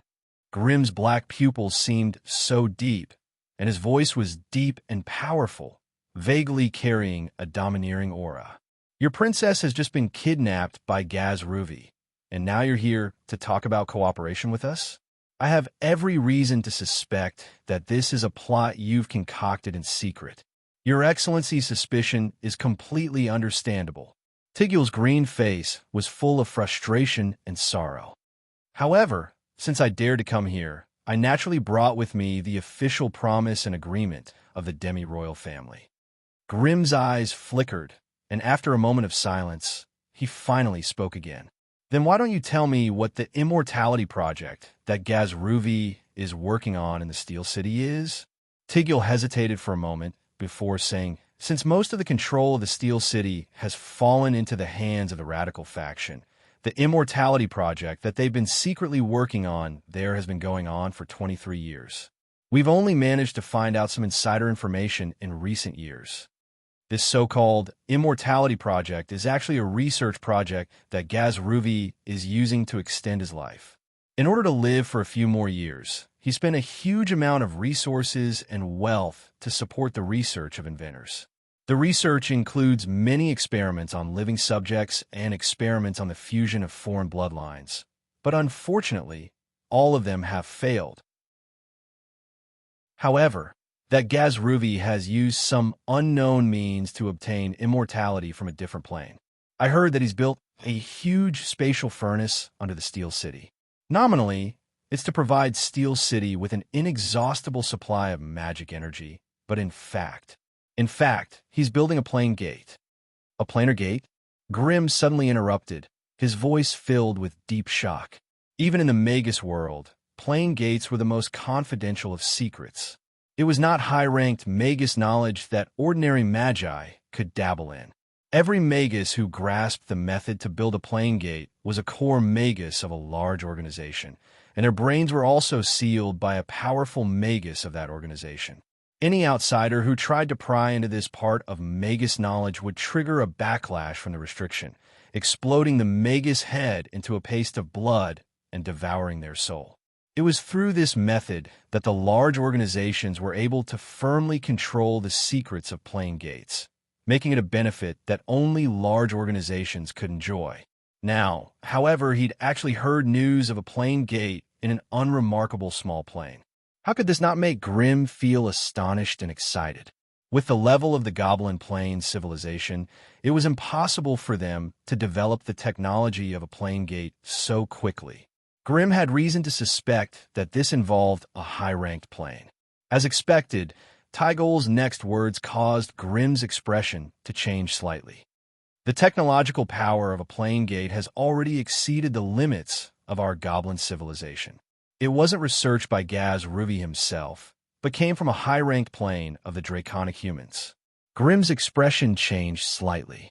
After analyzing the metal ball he'd obtained from Tygol, he'd obtained a set of strange world waymarks. Through the AI, chip's research and analysis, he determined that it was a small plane that had developed to its peak. From Tygol's point of view, it was reasonable to call it a high-ranked plane. The plane of the draconic humans. Eternal Project, Steel City, Plane Gate. Prince Gazruvi had really done a lot of things. With such an opponent, Grimm did not have to worry about being lonely. Grimm listened attentively to Tygol's narration, interjecting with a few questions at every crucial point. Through this method, he roughly understood everything that had happened in the Goblin Plain. In the eyes of the powerful magi of the Magus world, no matter how powerful or intelligent the natives of Secondary Plane were, once they were stripped of their skin, they were just monsters that were slightly stronger or smarter. No matter when or where, magi would never treat these goblins as intelligent creatures that could be compared to themselves, much less give them the right to be on equal footing. However, after hearing the rumors about this goblin prince, even Grimm had to admit that Gazruvi was indeed a rather special goblin. At the very least, his ability to stir up trouble was something that even Grimm had to concede. Ever since the old goblin Gazruvi sensed that he did not have much time left to live, he began to focus on the so-called Eternal Project. If he had only been conducting goblin experiments or dissecting living creatures in the Goblin Plain, he would not have been able to cause such chaos in the entire Goblin Empire. At the same time, he maintained a secret connection with 7 or 8 powerful beings from other planes. Through repeated transactions, he had also obtained a lot of knowledge and technology from other planes. After combining the knowledge from different planes, the old goblin Gazruvi actually took a different approach and came up with a completely different Eternal Project. It planned to dig out its own brain and soak it in a special life solution. Once it had grown to a certain extent, it would be transferred to a super magical machine made of all the special alloys and rare resources in the Goblin Plain. The huge spatial furnace under the Steel City was the heart he had prepared for himself, and the entire Steel City could be completely activated to become his new body. In order to do this, he could not do without the life energy of a large number of high-energy creatures. Originally, Gazruvi planned to lure a group of magi from the Magus world into his trap and then become his captives. Unfortunately, due to Alice's strange intuition, she did not manage to open a plain hole that led to the Silver Void Stone. Instead, she used chaotic teleportation to casually throw Bliss to a corner of the Goblin Plain. Chapter 5:23. The old goblin did not have much time left. The delay in capturing the wizards had left a huge loophole in its immortality plan that was difficult to make up for. In order to extend his life, he had no choice but to compromise with a powerful being from another plane. When the plane gate opened, the entire goblin plane would become a vassal of the Draken Empire. The old goblin would obtain the high-energy life form he was looking forward to and successfully complete the transition from a flesh and blood life form to a magical life form. Originally, the goblin royal family did not know about these secrets, but after Princess Vanessa was kidnapped and brought to the Steel City, the goblin royal family sent a large number of spies there and accidentally discovered the old goblin secret. Currently, most of the goblin residents in the Steel City had been turned into laborers by the old goblin, working day and night to build the plane gate. Outside the Steel City, there were patrols from venture capital companies and mercenary camps everywhere, completely sealing off all roads and ports to the Steel City. On the other hand, the old goblin's private army retreated into the Steel City and turned it into a heavily guarded magical city.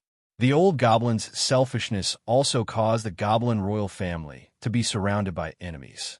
The evil magi were stirring up trouble in the plane, and the Draken Empire was eyeing the plane covetously outside.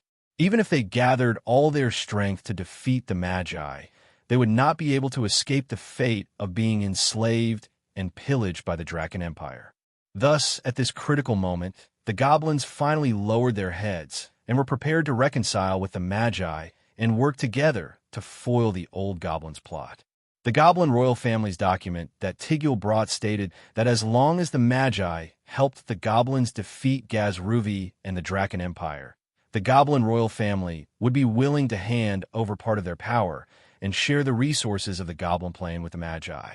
Of course, Grimm accepted the suggestion of the goblin royal family. Since he had come to the goblin plane, everything here was destined to become his territory and wealth. How could he allow another army from another plane to enter the goblin plane and fight for control of the plane with him? That old goblin was indeed a scourge. Leaving him alive had really dug a hole for him. Grimm knew very little about the Draken plane. If they really encountered them in Steel City, Grimm was not confident that the 7 wizards could defeat an entire army on the other side. So in the end, Grimm's gaze involuntarily stopped on Alice's face. As if sensing the passion in Grimm's eyes, Alice smiled sweetly. "Since we're here, we must get something. Let's do it." With Alice's endorsement, Grimm's uneasy heart finally calmed down. "We agree to join forces." Grimm nodded to Tigula and said, "Then, do you have any specific battle plans?" "Infiltrate Steel City. Destroy the planar gate that's under construction. Rescue Princess Vanessa. Kill Gazruvi." As the plenipotentiary representative, Tigul immediately explained the strategy to conquer Steel City in detail, and all the Magi present quietly listened. 5 days later, outside Steel City, this was a sturdy mountain pass located in a gap in the mountain. The battle had just ended, and more than 30 goblin mercenaries stationed here had turned into corpses on the ground. The wolf dung on top of the mountain pass had been ignited, and billowing black smoke could be seen even from tens of miles away. A squad of goblin elites was quickly cleaning up the battlefield. Meanwhile, Tygol was accompanying 7 black-robed magi as they stood at the mountain pass, observing the Steel City that towered over a mountain peak several dozen miles away. This was a breathtaking city of steel. The entire city was located at the highest point of the snow-capped Sulai mountain range, and almost all of it was built with huge luo rocks and metal. The city was built against the mountain, and most of the buildings were located in the belly of the Sulai mountain range. The Steel City had 2 gates that were more than 30 meters tall, and on both sides of the gates were huge statues of goblin sages. Among them, the smallest statue was more than 20 meters tall, and all of them were exquisitely carved and looked lifelike.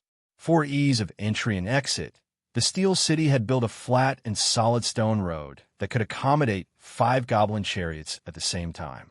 But at the moment, there were 7 or 8 temporary camps on both sides of the stone road, and more than 1,000 goblin mercenaries were stationed there. If they wanted to force their way through, a bloody battle to the death was unavoidable. According to the goblin royal family's plan, A large number of royal guards and local legions would pass through Minar Pass and attack the gates of the Steel City from both east and west. Once they had restrained the main force of the goblin mercenaries, the Magic Corps and Magi, led by Tigul, would enter the Steel City through an underground tunnel. The gates of the Steel City were built for the convenience of goblin caravans, but it was too time-consuming and laborious to rely on caravans to transport large quantities of goods up the mountain. That was why the goblins used their proficient engineering skills to dig out an underground passageway that extended in all directions in the belly of the Steel City and laid convenient steam train tracks there. Every day, the rumbling steam train would pass through the underground network that was as dense as a spider's web, transporting large amounts of coal, firewood, food, and fruits from the foot of the mountain, and then transporting the daily waste and construction waste produced in the Steel City out of the mountain. Without Tigul's guidance, Grimm and the other Magi might not even be able to reach the inner city of the Steel City in 10 days. After all, every key node of the underground tunnel was guarded by the old goblins' private army. If a fight really broke out, the news of their arrival would not be able to be hidden. So, here, even Grimm had to listen to Tigul's orders. They used a surprise attack to attack an entrance at the foot of the mountain, and then rode a steam train that was emitting black smoke, advancing into the depths of the mountain along the tracks.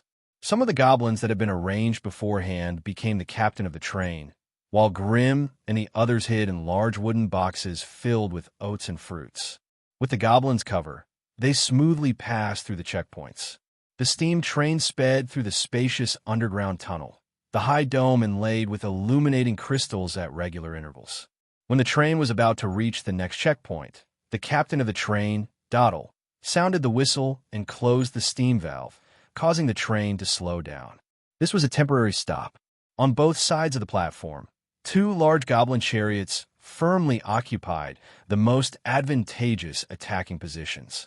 The magic cannons at the top of the chariots were aimed at the steam train that was slowly approaching. A goblin in a yellow uniform held up a red signal light, signaling for the train to stop. The steam train emitted thick black smoke as it slowly came to a stop in the middle of the platform, accompanied by the ear-piercing sound of chopping boards rubbing against the iron rails. Routine inspection. A small leader who looked like a goblin commander shouted in a low voice, "What's in this carriage?" "It's all oats and fruits." Dottle, who had been hiding here for a while, stuck half his body out of the locomotive and replied loudly. His body and face were covered in soot from the black smoke, so he did not have to worry about being recognized. "Open the carriage. Everything has to be inspected." The small leader shouted rudely, waving his arms. "There's still inspection? From the entrance to here, it's already been inspected 7 times. Why is there still more?" Dottle muttered, pretending to be dissatisfied. "If this drags on, this batch of fruits will go bad. When that happens, you can just wait to eat rotten apples and rotten bananas. Hurry up and open it. Don't talk so much nonsense." The small leader gritted his teeth. "Do you think we want to go through so much trouble? This is an order from the higher-ups of the company. All trains entering the Steel Capital must be strictly inspected." The goblin guards swarmed forward and forcefully pulled open the iron barrel-like carriage, only to see large wooden boxes stacked to the brim. The wooden boxes at the door had already been pried open, revealing golden tangerines, dates, muga fruits, sala fruits. A few hungry goblins stuffed the fruits into their mouths. The sweet honey immediately flowed down the corners of their mouths, and the goblins at the back were starving.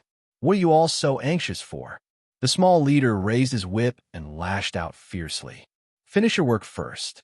After the inspection, carry 2 boxes of fruits to the platform. Are you still worried that you won't have anything to eat?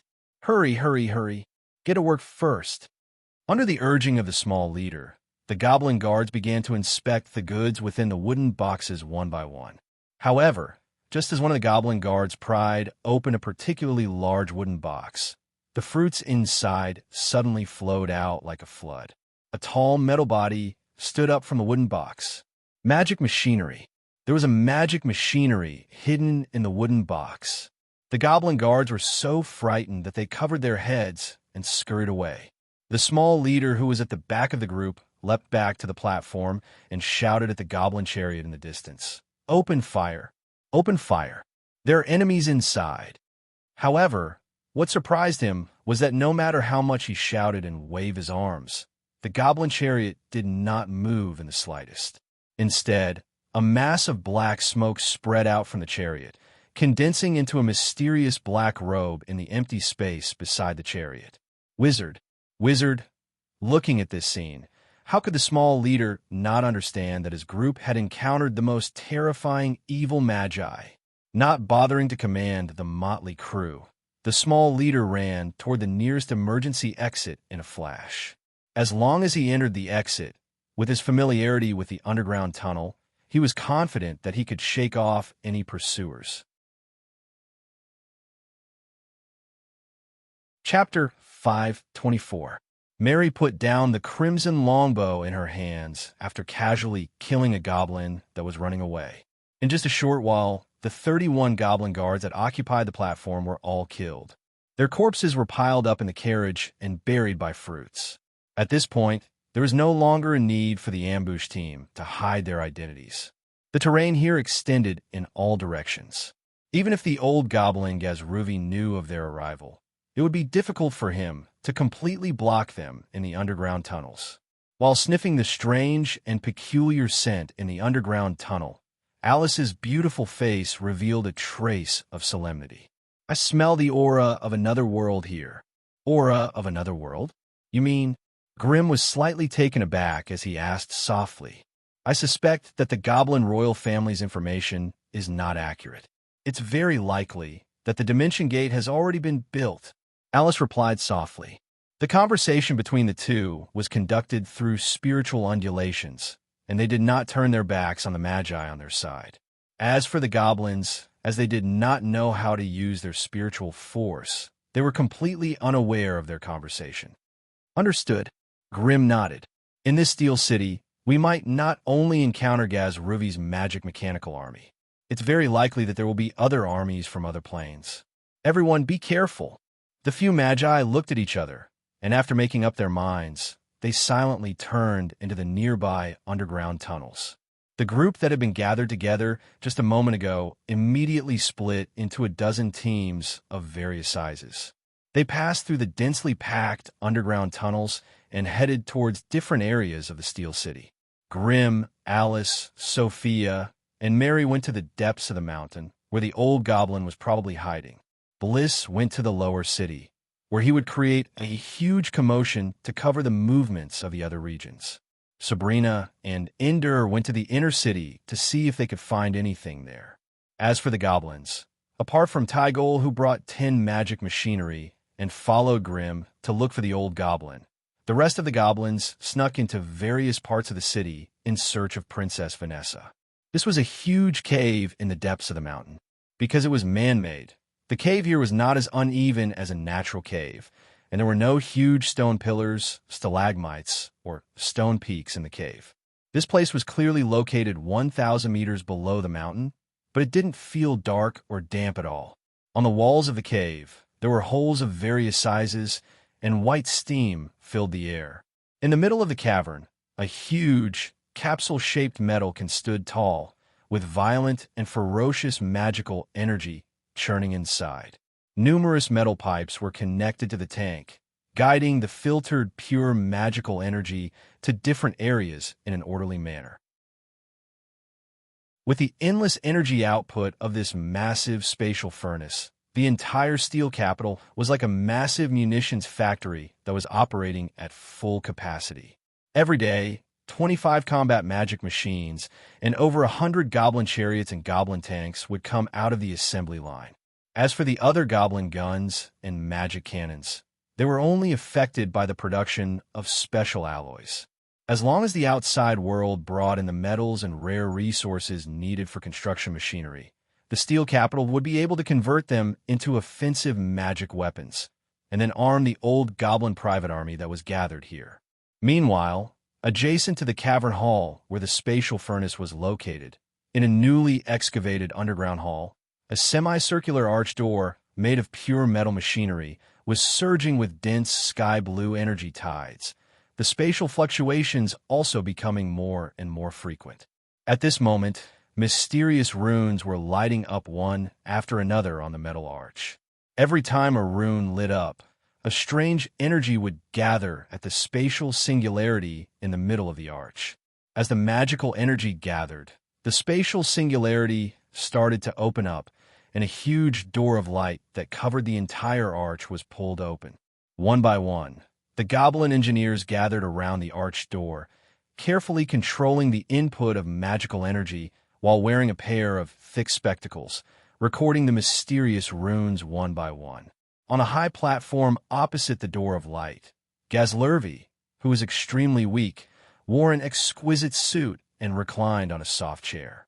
There were many tubes inserted into his body, which led to the bottles of nutrient fluids of various colors behind the chair. Pay attention to maintaining the stability of the door of light, and set the energy output threshold at 177 hectare. Although there were signs of decay in his body, Gazlervi was still calmly commanding everything. The goblin engineers and alchemists present were all obedient to this old goblin who was on his last breath. In the region of the Steel Capital, the old goblin had a huge influence that even the Goblin Emperor could not compare to. Even if he wanted any of the goblins present to die, they would not hesitate to carry out the order and even die happily. To them, it was an extreme honor to be able to do anything for the spiritual leader of the goblins. Even death was a matter full of honor. Under the old goblin's command, after the huge door of light stabilized for a quarter of an hour, ripples suddenly appeared in the center of the sky-blue door of light, and a tall and mighty figure came out. It was a strange creature that was half human, half beast. It was more than 3 meters tall, more than 2 meters wide, and 5 meters long from head to tail.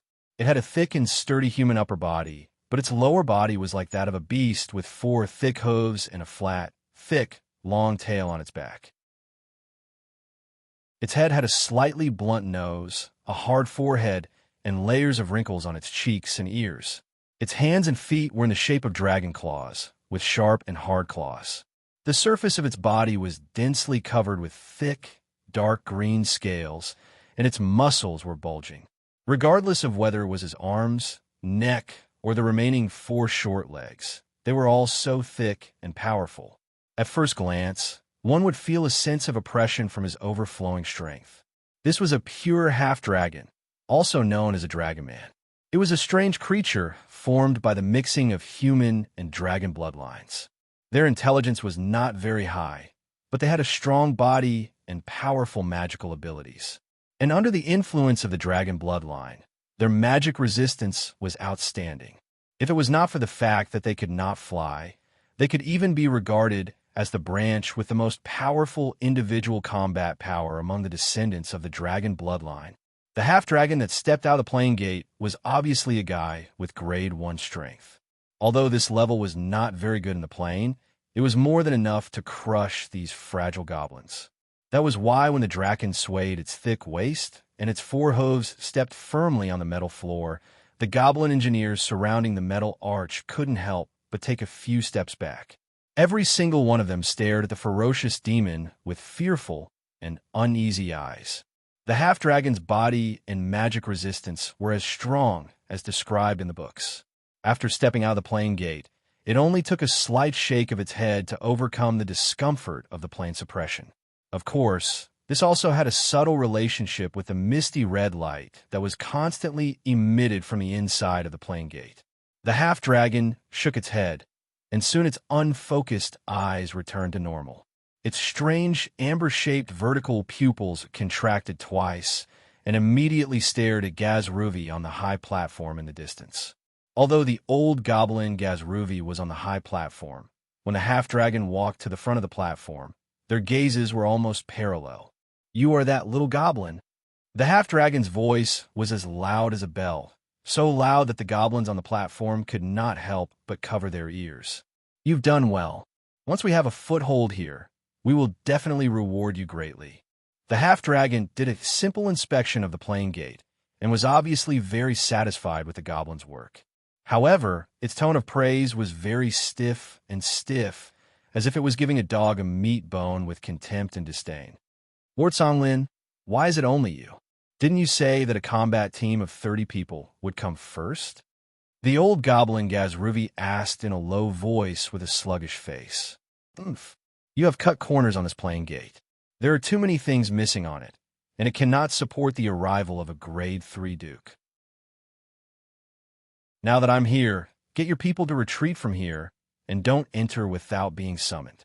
It's not up to you to interfere with the affairs of us half-dragons.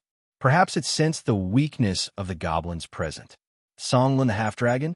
Thunderlight's tone became extremely impatient. In its opinion, these weak goblins who could not even withstand its dragon breath had no right to talk to a half-dragon marquis. If it did not need these trash for the subsequent energy support, it would have turned them into charcoal with its violent lightning power. Hearing the half-dragon's disdainful words, the goblins' expressions changed slightly. Some goblin engineers even secretly took out their walkie-talkies and were about to summon the magic weapon corps guarding outside the hall. Yes. Who would have thought that the old goblin Gazruvi was not angry at the half-dragon's reprimand? Instead, he smiled apologetically and gestured for the people beside him to lift the soft chairs and slowly leave the plain hall.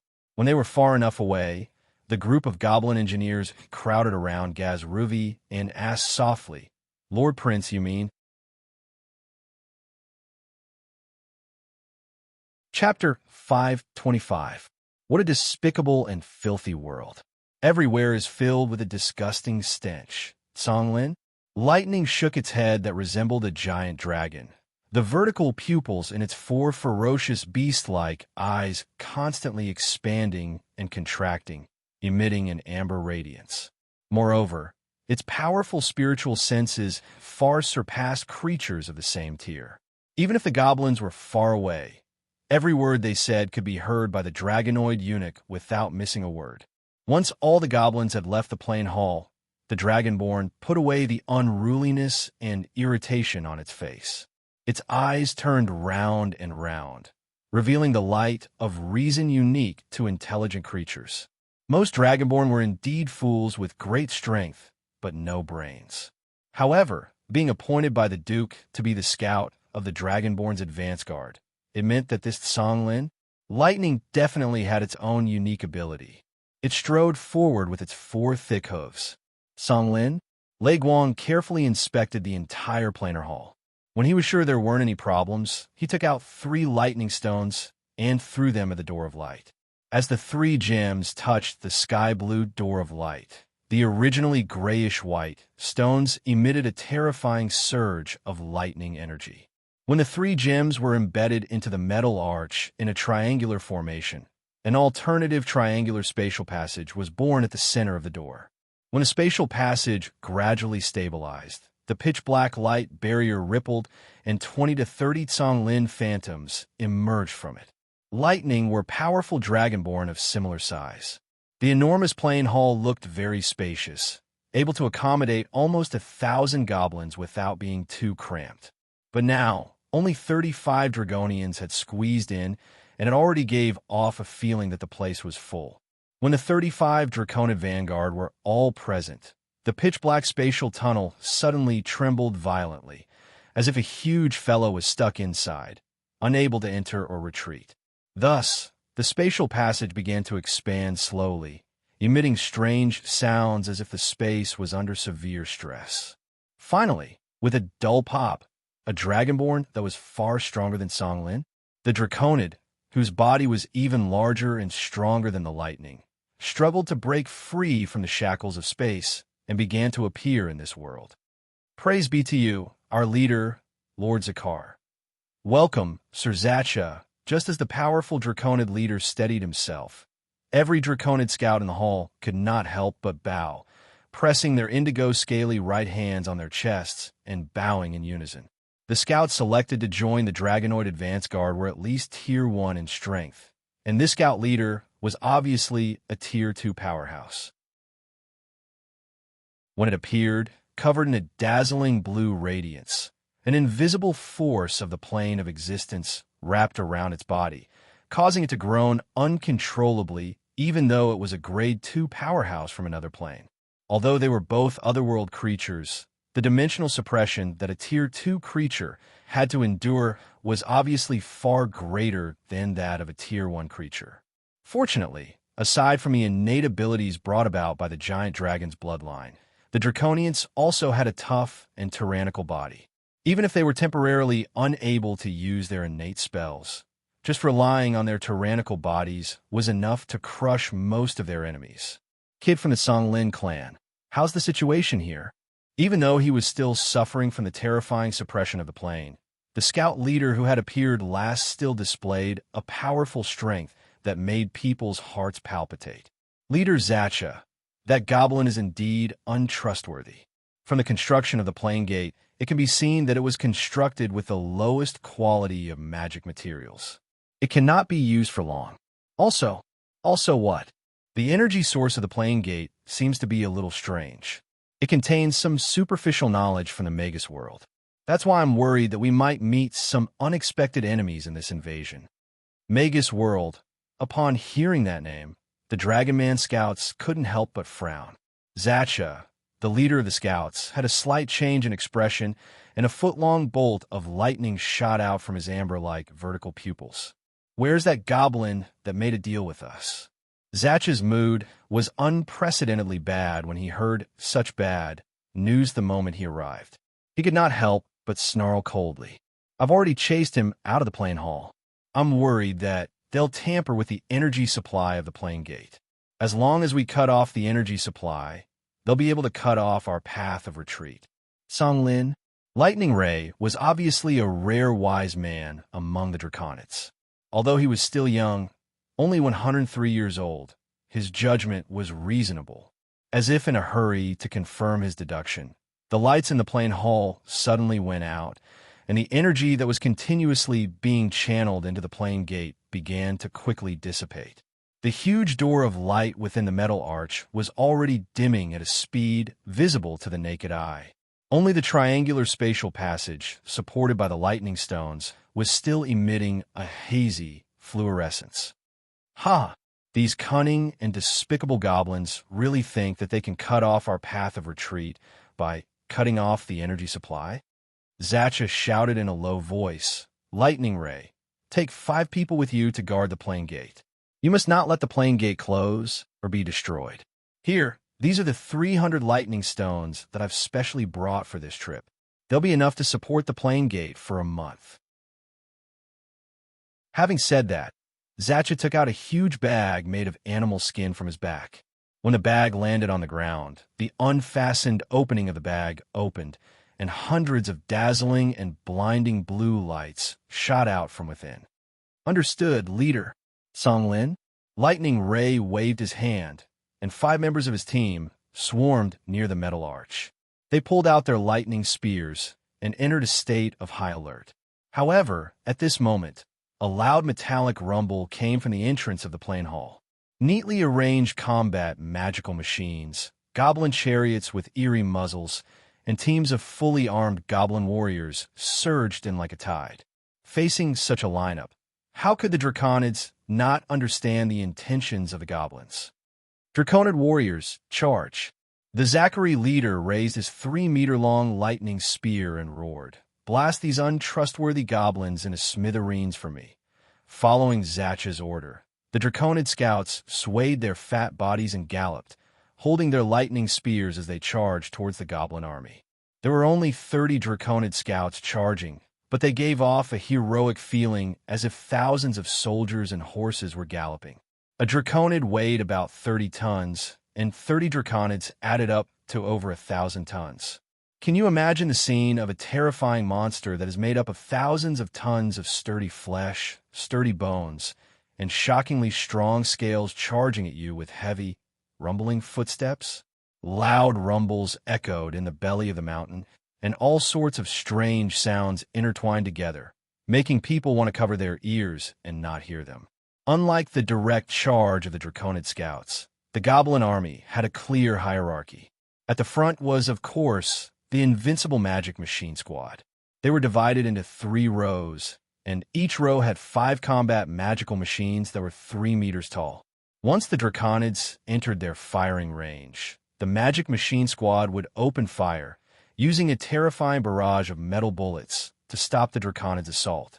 Ordinary metal bullets did not pose much of a threat to the Draconids.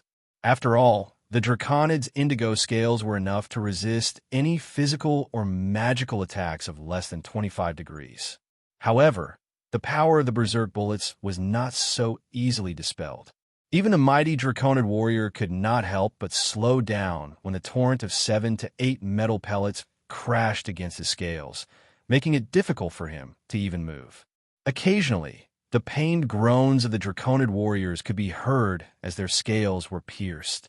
But the valiant Draconid warriors were fearless.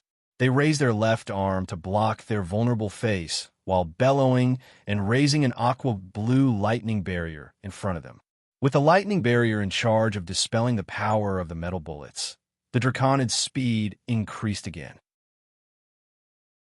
Behind the magic machine squad, the Goblin War Chariot quickly swerved to the sides and calmly unfolded its metal supports. Only then did a pitch-black cannon barrel with a diameter of 1 meter poke out from the bottom of the chariot. The all-metal magical cannons were forged from special alloy materials. As magical energy filled the cannons emitted a dark red radiance. Thud, thud, thud. Fireballs imbued with berserk magical energy drew beautiful arcs in the air and landed at the front of the battlefield, where they exploded into a huge, dazzling sea of fire. Faced with such a violent and concentrated energy attack, if it was any other opponent, they would have to retreat for a while. But against the energy fireballs that surged at them like cannons, the Draconid warriors were even braver and more fearless. They roared in the strange draconic language that was incomprehensible to outsiders. When they approached the magic machines at the front lines, the lightning spears in their hands suddenly shot out streaks of blinding, and terrifying lightning chains. The violent and ferocious lightning bolts bounced off the battle magic machines one after another. Every time they turned, they would inflict indescribable damage to the metal machines that they passed through. The 10 magic machines at the front lines of the Goblin army were instantly turned into dazzling fireballs without any resistance. The Goblin mechanics hidden deep within them were instantly turned into charcoal. The Goblin army clearly did not expect the Draconids to have such powerful lightning abilities in their first battle against the Draconids. What was even more tragic was that the magic machines were made of high-strength alloy materials that were not insulated. Therefore, as the best conductor of lightning, not only could the magic machines not protect the Goblin mechanics within them, they would also allow them to absorb more lightning energy.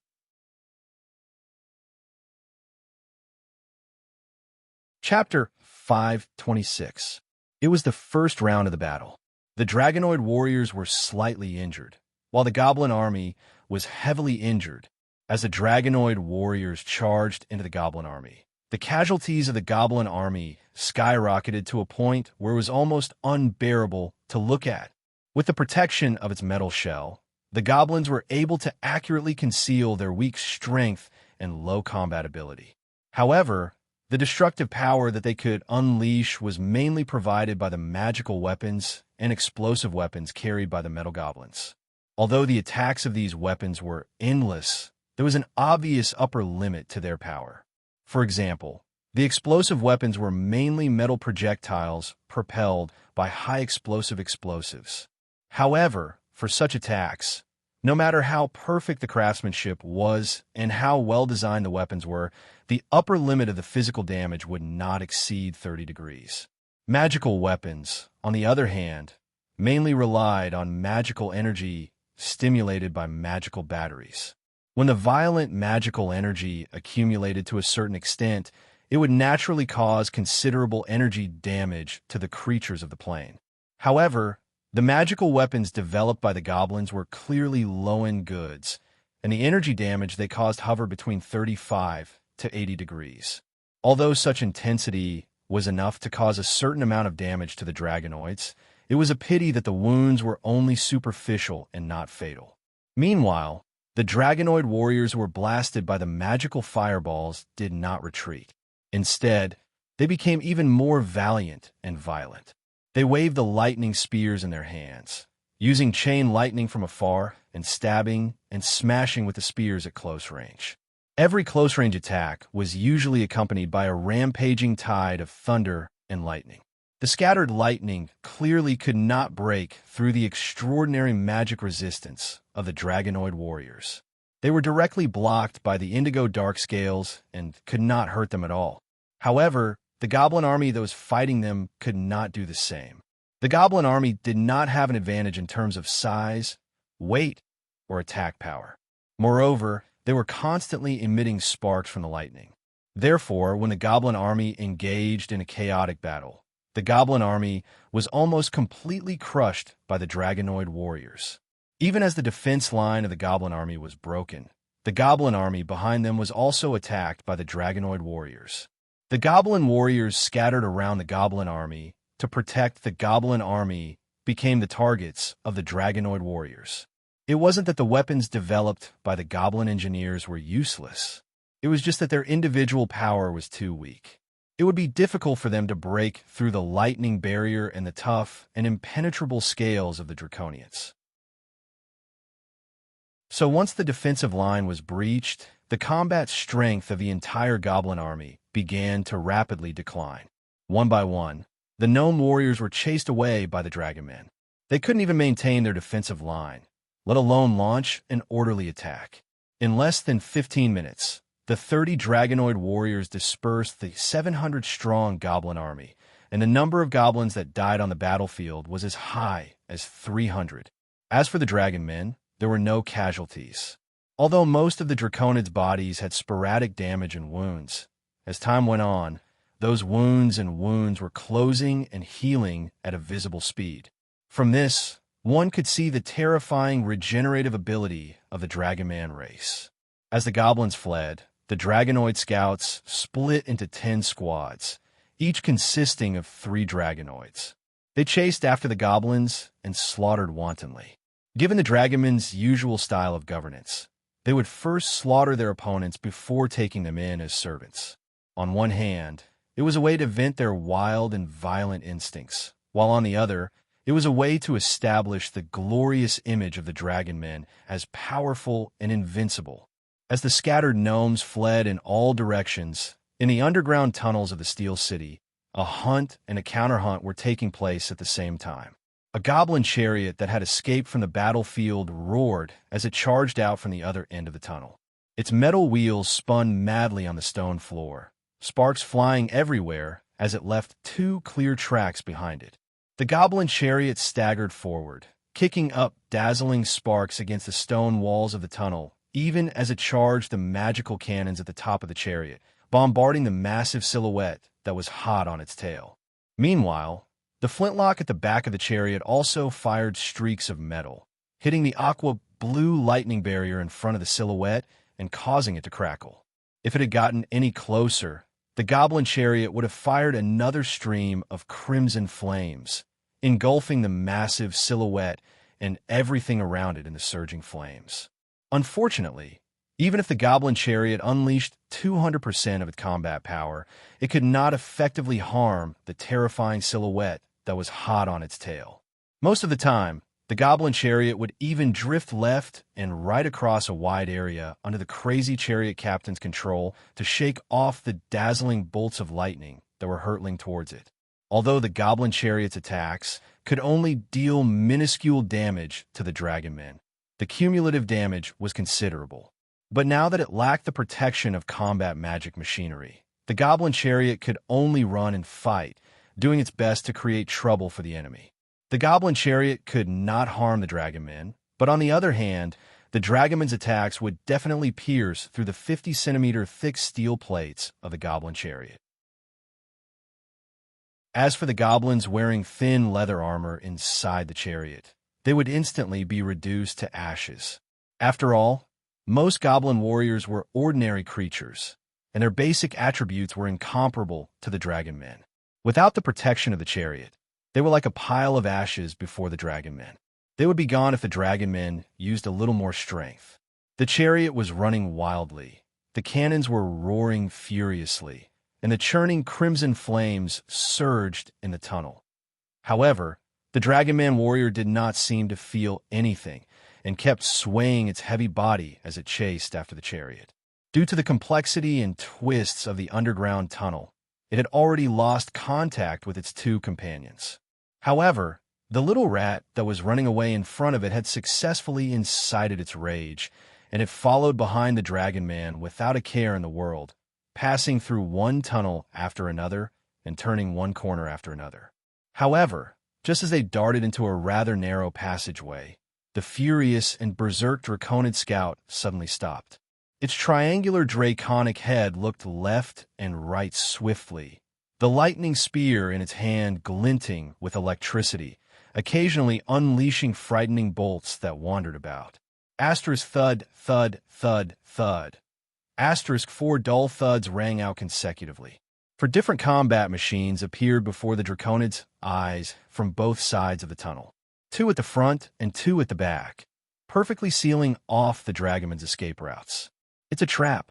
The dragonman scout did not even need to guess what was hidden behind the scene before it. Although it had fallen into the enemy's trap, the dragonman scout did not show any fear. Instead, it slowly moved its neck and wrists, swinging its lightning spear like the wind, and taking the initiative to attack the two enemies in front of it. 4 Grade 2 magic machinery.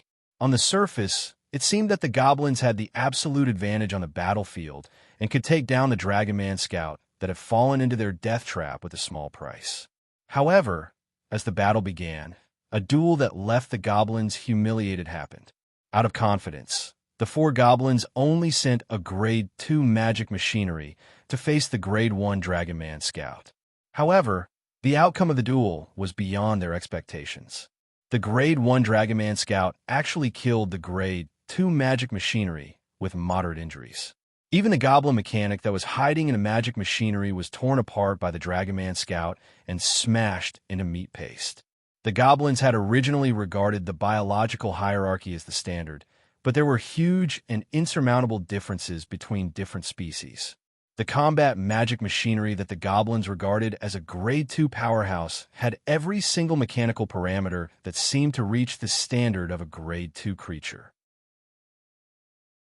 However, when they were grouped together, they still could not reach the true combat strength of a Grade 2 creature.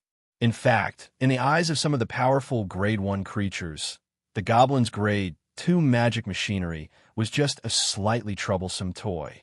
The weak body of the goblin mechanic was obviously unable to unleash the full power of the Grade 2 magic machinery, wasting a huge amount of resources.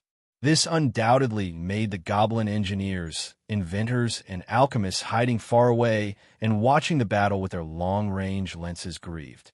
Hence, this tragic duel made the goblins realize once again the huge difference in strength between them and the invaders from the other plane.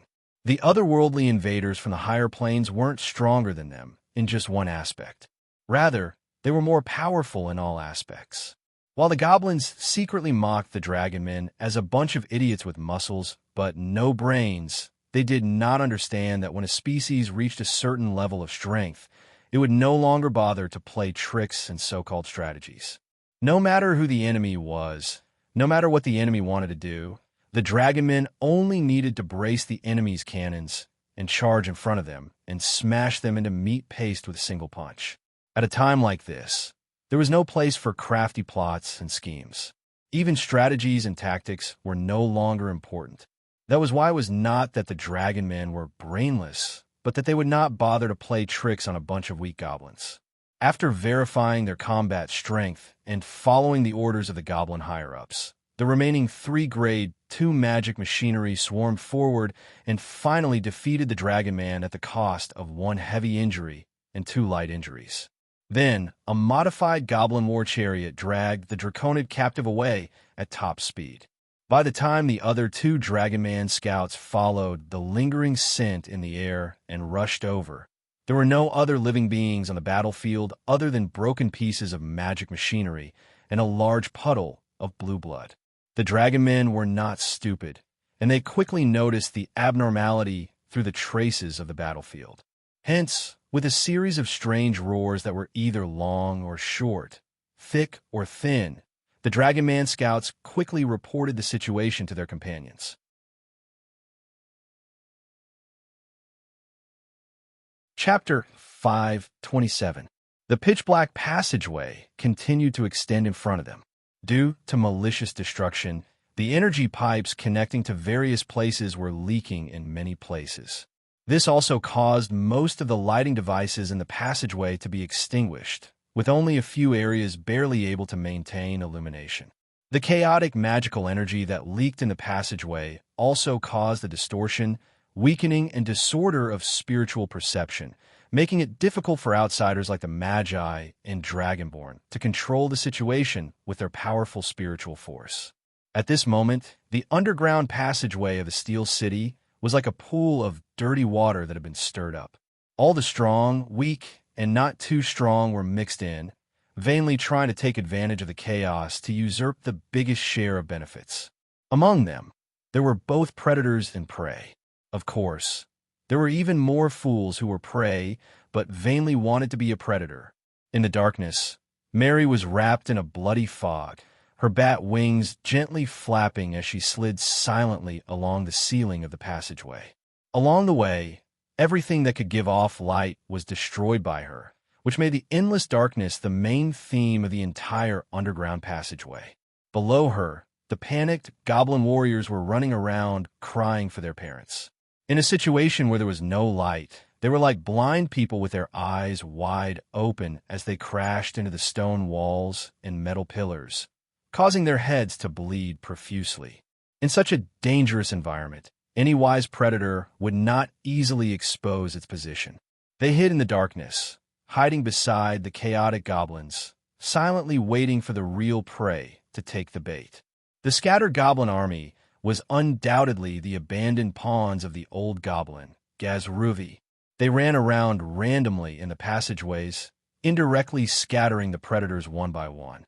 This way, the assembled elite goblins had the ability to counterattack and could use their powerful and condensed strength to extinguish these powerful outsiders one by one. Meanwhile, in this region, the Draconid scouts began to spread out with the plain hall as the center, wiping out any goblins that posed a threat. As for the Magi, without knowing the existence of the Dragonborn, they were also advancing from the periphery of the passageway to the core area. Both sides were like two octopuses, each casting their own strength into the battlefield. As the circle of battle closed in, as the forces of both sides intertwined, some conflicts became inevitable. If others were said to be assassins in the dark, then Mary would be the king in the dark. When she flapped her wings and flew over the enemy's heads, most of the weak goblins couldn't even detect her presence. However, these low-level trash obviously could not attract her attention. Therefore, Mary had been advancing towards the core area of the underground and did not stop for the trash under her. When she flew out of a long and narrow tunnel and entered a cross-shaped intersection, the thick smell of blood that assaulted her immediately shook her spirit. Mary hovered silently under the high dome of the crossroads. Her scarlet eyes quickly scanned the area below her. There used to be a team of 50 goblins stationed here. They had magical machinery, chariots, and magical weapons. Their combat power was considerable. But at this moment, all of this had already become the past. Everything had become fragmented, and the ground was a complete mess. The magic machines and chariots were destroyed by violent means. The expensive magical equipment had already been reduced to scattered parts, and there were deep pits left on the ground, as if they had been smashed by a huge demon. Among the messy metal fragments, there were broken and twisted bodies of the goblins, as well as puddles of black blood. Mary followed the direction of the bloodstains, and her gaze landed on a pitch-black tunnel. It seemed that someone had already hunted here, and they were heading there. Without thinking, Mary spread her bat wings and turned into a ray of red light that darted into the tunnel, gliding quickly along the pitch-black tunnel. This was simply a path of slaughter. Along the way, There were broken pieces of magical machinery and goblin chariots everywhere. The remains of the goblin machinists were mostly incomplete, like broken toys that were played with by the enemy. After flying for half a mile, Mary finally caught up to the group of enemies.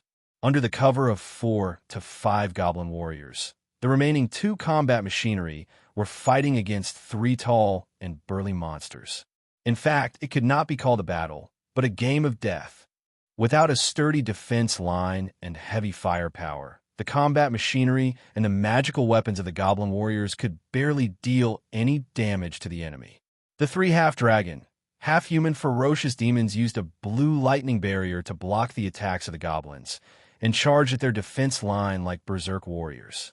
The blue lightning barrier, the tough indigo scales, the incomparably powerful and imposing body with their huge body advantage, the defensive line that the goblins had just set up collapsed in an instant and was crushed into pieces by the enemy's sturdy bodies.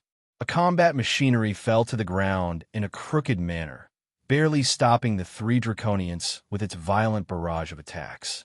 The rest of the goblins and the last combat machinery scattered, no longer able to move as a group, and fled into the nearby tunnels. Sambella, Ihamder, Gulliet, the draconian scout in the lead shouted a few words in Draconic, and his 2 companions immediately turned around and chased after the draconians with a menacing smile. As for itself, it walked towards the broken magic machinery with steady steps. The violent barrage of metal bullets landed on the blue lightning barrier, and the torrential metal bullets stopped abruptly. The lightning barrier absorbed all of their kinetic energy, and they lined up densely on the blue lightning barrier. Even if some of the bullets managed to pierce through the gaps in the lightning barrier and nailed into the draconians' bodies, they were deflected by their indigo scales, and the round bullets were even twisted into flat metal pieces. Metal barrage, blazing flames, iron punches. Even after using every method, it could hardly cause visible damage to the draconians' bodies. Just as the goblin mechanic knew that it was unlikely to survive and was about to self-destruct the goblin rocket at close range, the lightning spear in the dragonoid's hand suddenly pierced through the 30-centimeter thick metal shield and pierced right through its heart. Then, as the lightning spear exploded, sparks flew from within the magic machinery, and it exploded into a rain of spare parts. The draconian scout grinned as it retrieved its lightning spear. Just as it was about to leave, its body suddenly stiffened. It abruptly turned around, and the 4 amber vertical pupils on its head quickly caught sight of a delicate figure standing proudly in the air, as well as the huge bat wings behind her. "Verna Tower, who are you?" The draconian scout roared loudly in Draconic, and for the first time, a strong sense of danger rose in its heart. Unfortunately, the other party did not seem to be interested in the Draconic language. It did not respond, and merely hovered in the air, staring coldly at it with its bloody pupils. The draconian scout switched to another 4 languages, as if it did not want to recklessly start a fight with the other party. Unfortunately, its opponent was Mary, a doer who always acted faster than she thought. As the blood mist on Mary's body surged, she raised her beautiful face and let out a soft whistle, folding her bat wings and diving down. The draconian scout did not dare to be as careless as it was against the goblins. It raised the lightning spear in its hand, and a forked bolt of lightning shot out. The lightning barrier in front of it also flashed with electricity, and the power of the lightning increased by more than 3 times. However, Mary's speed was clearly beyond its expectations. Her blood-colored body turned continuously in the air, leaving behind a series of afterimages, and before the draconian scout could react, she had already brushed past the edge of the lightning barrier and flew past it. Bam! A bowstring exploded. A blood-colored arrow abruptly pierced through the draconian's thick neck, leaving a round, bloody hole there. If it was an ordinary person who suffered such a terrifying injury, they would have long since died. However, as expected of a fearsome creature with tenacious vitality, the draconian scout did not die even with a hole in its neck. Instead, it covered the wound on its neck with one hand and sealed its blood vessels with the power of lightning. Then, it raised its lightning spear and chased after Mary, bombarding her nimble figure with blue lightning bolts. The brush with the Draconian scout, just now, had also caused a strand of lightning to wrap around Mary's body. Although she was protected by the blood mist, the violent lightning still blasted the 3 blood-colored roses on the surface of the blood-colored war armor. This also indicated that if the Draconian's lightning attacks landed, it would also have the terrifying power to injure Mary. However, Mary was, after all, a fearsome Tier 1 elite sorcerer from the sorcerer world, while the Draconian scout was just an ordinary Tier 1 Draconian from a small plane. Although both sides seemed to have the same starting point, their true combat power was world apart. Mary did not use her true strength at all. Instead, she relied on her far superior agility to circle around the Draconian scout. Once the Draconian scout revealed an opening, she would close in and fire with her blood-colored bow. The Draconid scout could only roar in grief and indignation against such a cautious vampire sorcerer whose abilities far surpassed his own, and frantically flung lightning energy at Mary's afterimage beside him. Unfortunately, all its attacks missed, while Mary's attacks landed solidly on the Draconian scout's body. Neck, heart, abdomen, right eye, back of tail, the blood-colored arrows pierced through the creature's weak and fatal spots. Due to the presence of witchcraft, the Draconian's innate scales and lightning barrier could no longer protect it from the enemy's attacks. Be it the blood-colored arrows' physical attacks or the blood mist and shadow damage, the Draconian scout could not withstand them. As its vital organs were destroyed and its life force rapidly drained, the Draconian scout finally collapsed to the ground, howling in pain. It could no longer stand on its own. It was then that Mary hurriedly pounced on the Draconian's stalwart body. Sharp fangs that had been cute and adorable suddenly expanded, stabbing into the Draconian scout's neck like 2 hollow daggers, and quickly sucked on it. The Draconian's body that was brimming with vigor immediately shriveled, and even the scales over its body turned dull. The wizard power consumed in the battle against the Draconian scout was immediately replenished. Instead, there was more Draconian life force that could not be digested at once, turning into blood crystals that were stored in Mary's abdomen.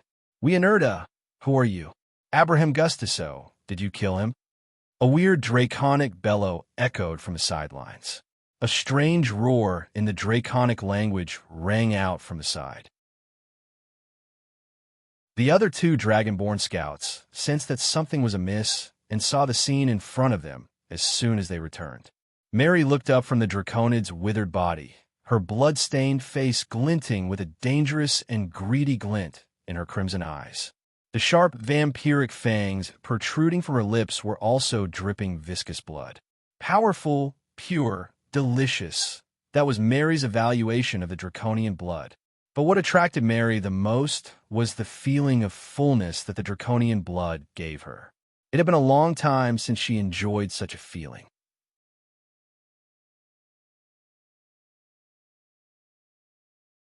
Chapter 528. At the same time, Mary was not the only one fighting. Both sides had the same goal, so the chances of them clashing were much higher. Moreover, as invaders, they had to clear all obstacles in their way. Hence, in the dark underground tunnel, the 5 battles broke out at the same time. Of course, without exception, the sorcerers won all of them. After all, the strength of both sides was clear for all to see. Although the Draconians had Tier 1 strength, that was only an innate ability derived from their incomparably powerful bodies and powerful bloodlines. Hence, they were more inclined to fight based on the instincts of beasts. In this aspect, the sorcerers were stronger than them. Almost 80% of the origins of sorcerers were frail and timid humans. After experiencing the torment of life and death and the terrifying process of being an apprentice, they became fearsome sorcerers that stood proudly in the world.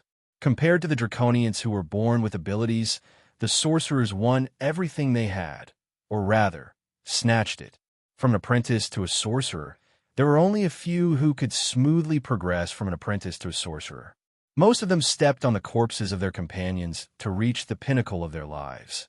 and there were also plots and schemes that were used as seasonings. Hence, almost every sorcerer had a trump card and a trump card that outsiders did not know about. They would not reveal it unless it was a matter of life and death. Through this method of nurturing sorcerers, if they encountered a group of draconians who relied on their innate talents and bodies to survive, the sorcerers would have a higher chance of winning in a situation where they were of equal strength. Not to mention, there was also the factor of equipment. If Mary's blood bow did not have the piercing effect, even if she was faster, she would not have been able to kill a draconian scout so easily. Apart from Mary, Poison Woman Endur, Mechanical Sorcerer Sabrina, and Berserk Witch Sophia also had their gains. As for the worm Lich Bliss, it was a pity that his scorpions could not do anything to a 30-ton giant covered in sturdy scales.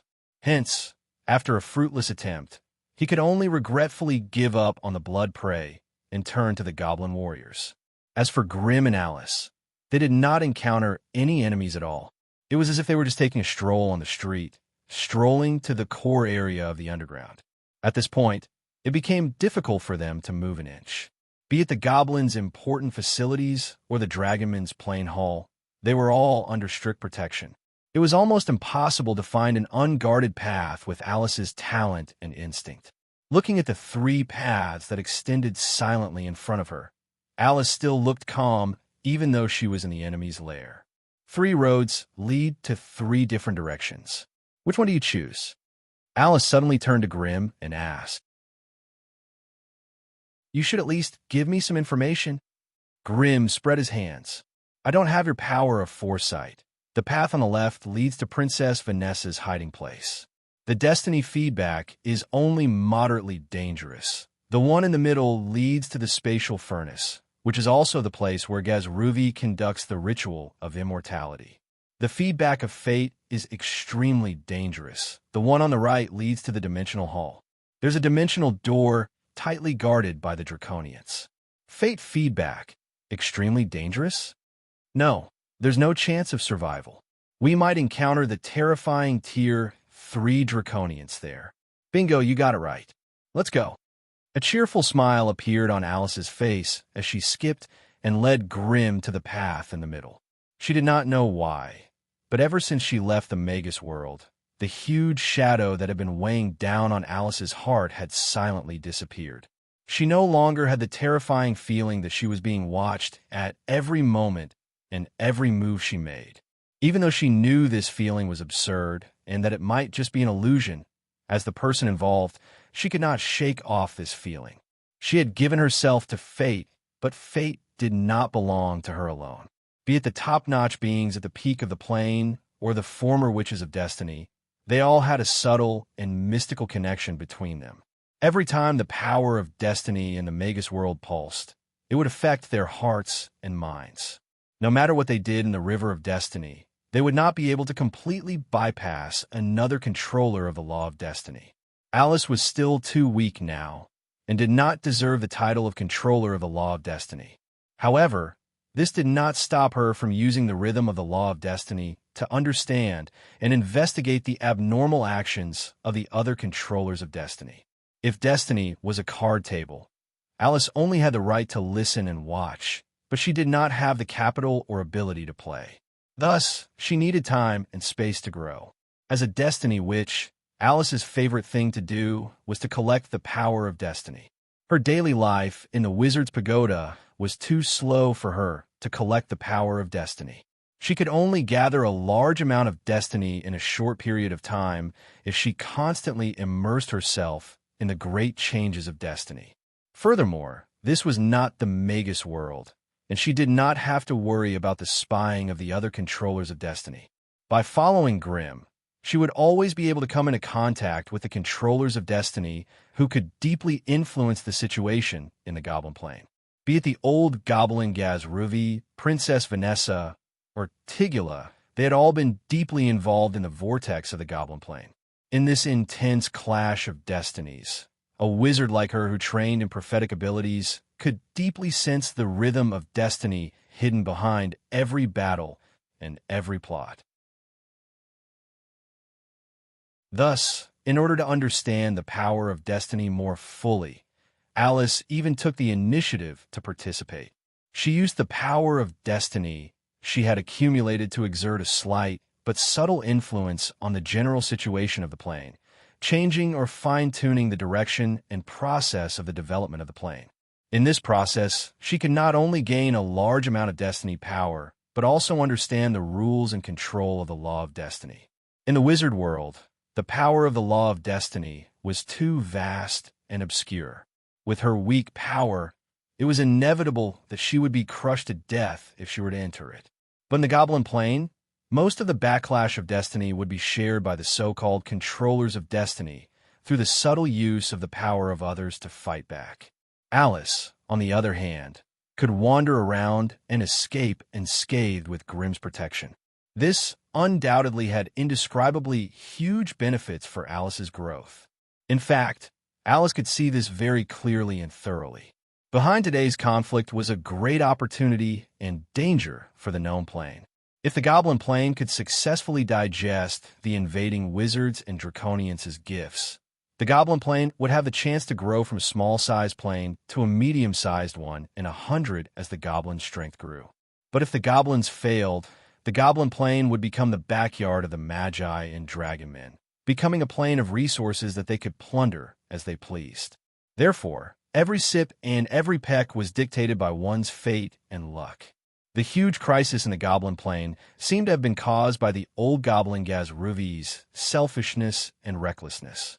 However, it was still the illusory energy of destiny that was playing a leading role and adding fuel to the flames behind this scheme. The appearance of magic energy, the appearance of the spatial furnace, and even the conflict between the old Goblin and the Goblin royal family. Traces of destiny could be faintly seen. But even if a regular person saw the general situation of destiny, they would only helplessly throw themselves into it after sighing. This was their world, and this was their life. They could not sit back and watch as their loved ones or loved ones were dragged along by destiny. So choosing to sink into oblivion was their only outcome. Only an outsider like Alice could ride the waves of the river of fate in a detached and devoted manner, changing the course of the river of fate without any scruples. Just like the 3 paths that Alice had pointed out to Grimm, choosing a different path meant that the Goblin Plane's fate would be pushed to a different path. Choosing to rescue Princess Vanessa was undoubtedly choosing to support the conservative forces of the Goblin Plane, allowing them to retain a portion of their strength in this torrent of destiny. Even if the old Goblin Gazruvi's ritual was successful, the Goblin Plane would have 2 factions coexisting. But Grimm did not have any relations with the Goblin royal family, so there was no need for him to do anything for them. Choosing to attack the Plane Hall would undoubtedly cause a direct conflict between the Magi and Dragon Men that could not be resolved. If that happened, the only beneficiary would be the old Goblin Gazruvi. Not only would he have the highest chance of extending his life, but he could also take the opportunity to devour the Magi and Dragon Men, allowing him to become a true Dimensions child. But the probability of this happening was almost zero. Unless Grimm was out of his mind, he would not be so selfless as to sacrifice himself to the greedy Goblin Plane. Therefore, after much consideration, the only thing that suited the Magi the most was to fight the temporary Dimensions child, Gazruvi. As long as Grimm and his group could defeat Gazruvi and successfully repel the Dragon Men army, they would be able to gain control of the Goblin Plane through this battle alone. One had to give as much as they wanted to gain. There is no such thing as easy victory in this world. Even with Alice's help, Grimm had chosen the most correct path, but what awaited him at the end of the path was still a cruel and bloody battle with a slim chance of survival. Therefore, when Grimm held Alice's hand and walked on the path together, he had already made up his mind to fight to the death. Even if there was an iron wall waiting for him at the end of the path, he would use his life and flesh to smash a path through it.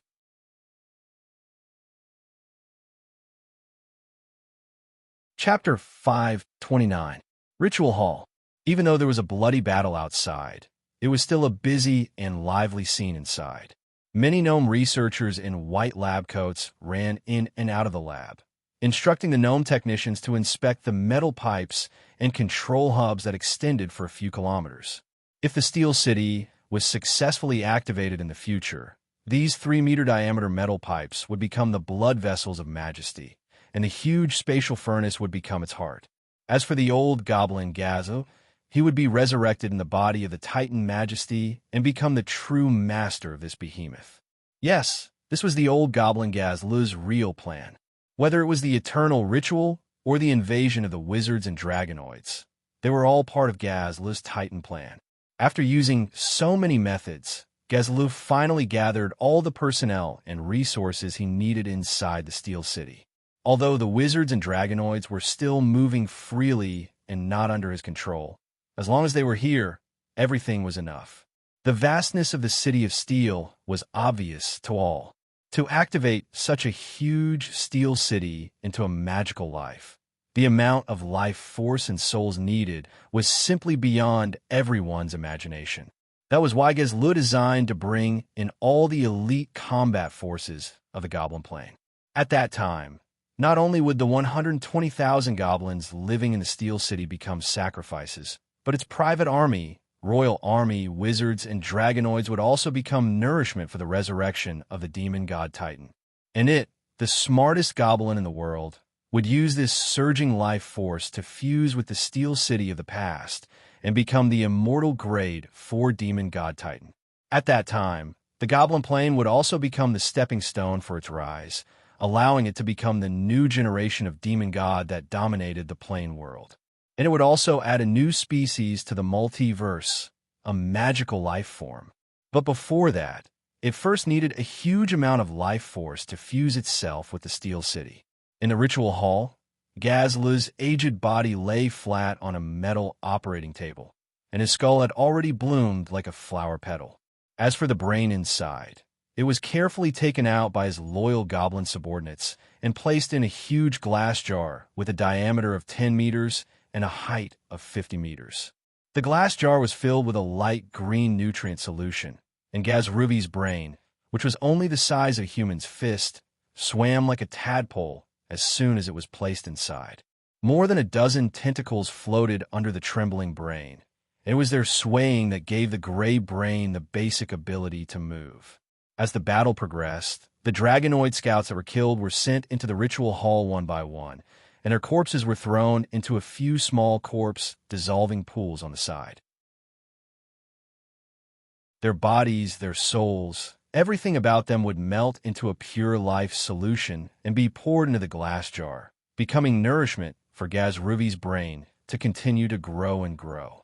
So after an hour of the battle, Gazlu's brain had already grown into a brainworm with a diameter of 3 meters and began to happily swim in a nutrient solution. The growth and development of the brain also allowed the goblins, who had always been known as magical insulators, to obtain a strange mental ability. Gazlu even had the ability to communicate with the goblin subordinates outside without the help of those technological instruments. Moreover, as his brain continued to expand and strengthen, this mental ability was continuously strengthened, and it gradually gave rise to some mental sorcery that was similar to it. Telepathy, psychic stab, psychic lash, psychic blast, mind control, hypnosis, psychic illusion. God had pity on him. One after another, spiritual spells that he had never heard of or come into contact with appeared continuously. This also made Gazo, who had never experienced extraordinary power, indescribably excited. The huge brain worm kept swimming in the glass jar, and then repeatedly activated these strange spells over and over again. Generally speaking, it could skillfully cast and use those shallow spiritual abilities almost as soon as it learned them. However, some of the slightly more complicated spiritual abilities, such as mind control and psychic blast, it could not master them even after repeatedly casting them many times. After all, these things were not obtained through hard learning and research, but the continuous growth of the brain's mental strength. When it was strengthened to a certain extent, it seemed to be able to hear and see some mysterious knowledge fragments from the outside world. Most of the time, these spiritual abilities were natural abilities that came with strong mental strength to a certain extent and could be mastered almost without learning. and Gazla's goblin body undoubtedly had too low a source of mental strength, so it was difficult for him to master many natural abilities. But just as Gazlu was having fun, the battle outside had developed to the point of being in dire straits. The old goblin, no, brainworm Gazla's defensive line at the periphery could no longer withstand the attacks of the Magi and Dragonoids. Many key passes were lost, and large numbers of goblin private armies and mercenaries were slaughtered. But brainworm Gazlu did not care about this, and instead used telepathy to give the cruelest order to kill his subordinates. And so, when Grim and Alice stepped on the path to the spatial furnace, a bloody massacre happened in the steel capital thousands of feet above. As a goblin city, the steel capital had many gardens and plazas. At this moment, these public areas were occupied by a large number of goblin slaves. They were all tied up with ropes and knelt on the ground, and the surrounding streets were blocked by goblin chariots. Goblin mercenaries with loaded guns stood high above the surrounding goblin buildings, their pitch-black muzzles aimed at the goblin slaves in the field. Following the order, the pitch-black muzzles spat out foot-long flames, and a storm of metal bullets fell on the people like raindrops. The goblin slaves cried and wailed at the top of their lungs, but it was to no avail. Under the combined attack of the goblin chariots and goblin mercenaries, the goblins in the plazas were killed on the spot. Their bright red blood flowed happily from their sieve-like bodies, converging into streams on the metal floor, and then into a huge wave of blood through the sewer system, rushing straight into the core of the underground system. In the ritual hall, as a huge amount of blood gathered, the blood jars were filled one after another. The glass jar in which brainworm Gazruvi was in became scarlet, and the thick blood gradually engulfed its body. Although it was difficult to see what was happening in the jar from the outside, through the rolling and shaking of the wave of blood, it was still possible to see that there seemed to be a huge creature constantly struggling in pain inside. From time to time, one or two terrifying tentacles as thick as a meter would press against the transparent glass jar, wriggling there, and the bowl-sized suction cups on them could be clearly seen. As if sensing the approaching danger, Gazruvi's evolution process had clearly accelerated, and the number of goblins' blood sacrificed above the city quickly reached its peak. There were more than 120,000 residents of the steel capital, and with the civilians that Gazruvi's private army had captured from nearby, the number of goblins' blood sacrificed had reached a record of 150,000. Such a huge amount of vitality was channeled into the ground along with the blood, becoming the catalyst for Gazruvi's fusion with the steel capital, and also causing the entire underground space to become evil and strange. Gazruvi's mental strength continued to grow, and it had already penetrated through the glass jar, beginning to permeate in all directions. Metal components, alchemy machinery, control platforms, combat magic machinery, magical weapons. As long as it was within the range of Gazruvi's mental strength, it slowly began to have a trace of mental feedback. Wherever Gazruvi's mental strength extended, it would be covered with a layer of white light, and with Gazruvi's mental strength, it began to distort and deform on a large scale. It only took a quarter of an hour for Gazruvi to animate the ritual hall into a part of his body, and with the crazy influx of vitality, his consciousness began to extend along the omnipresent energy pipes and control system to other areas of the underground space. Soon, the entire underground space had become a part of his body. But compared to assimilating mindless metal machinery and alchemy machinery, Gazruvi's assimilation of the spatial furnace was extremely difficult.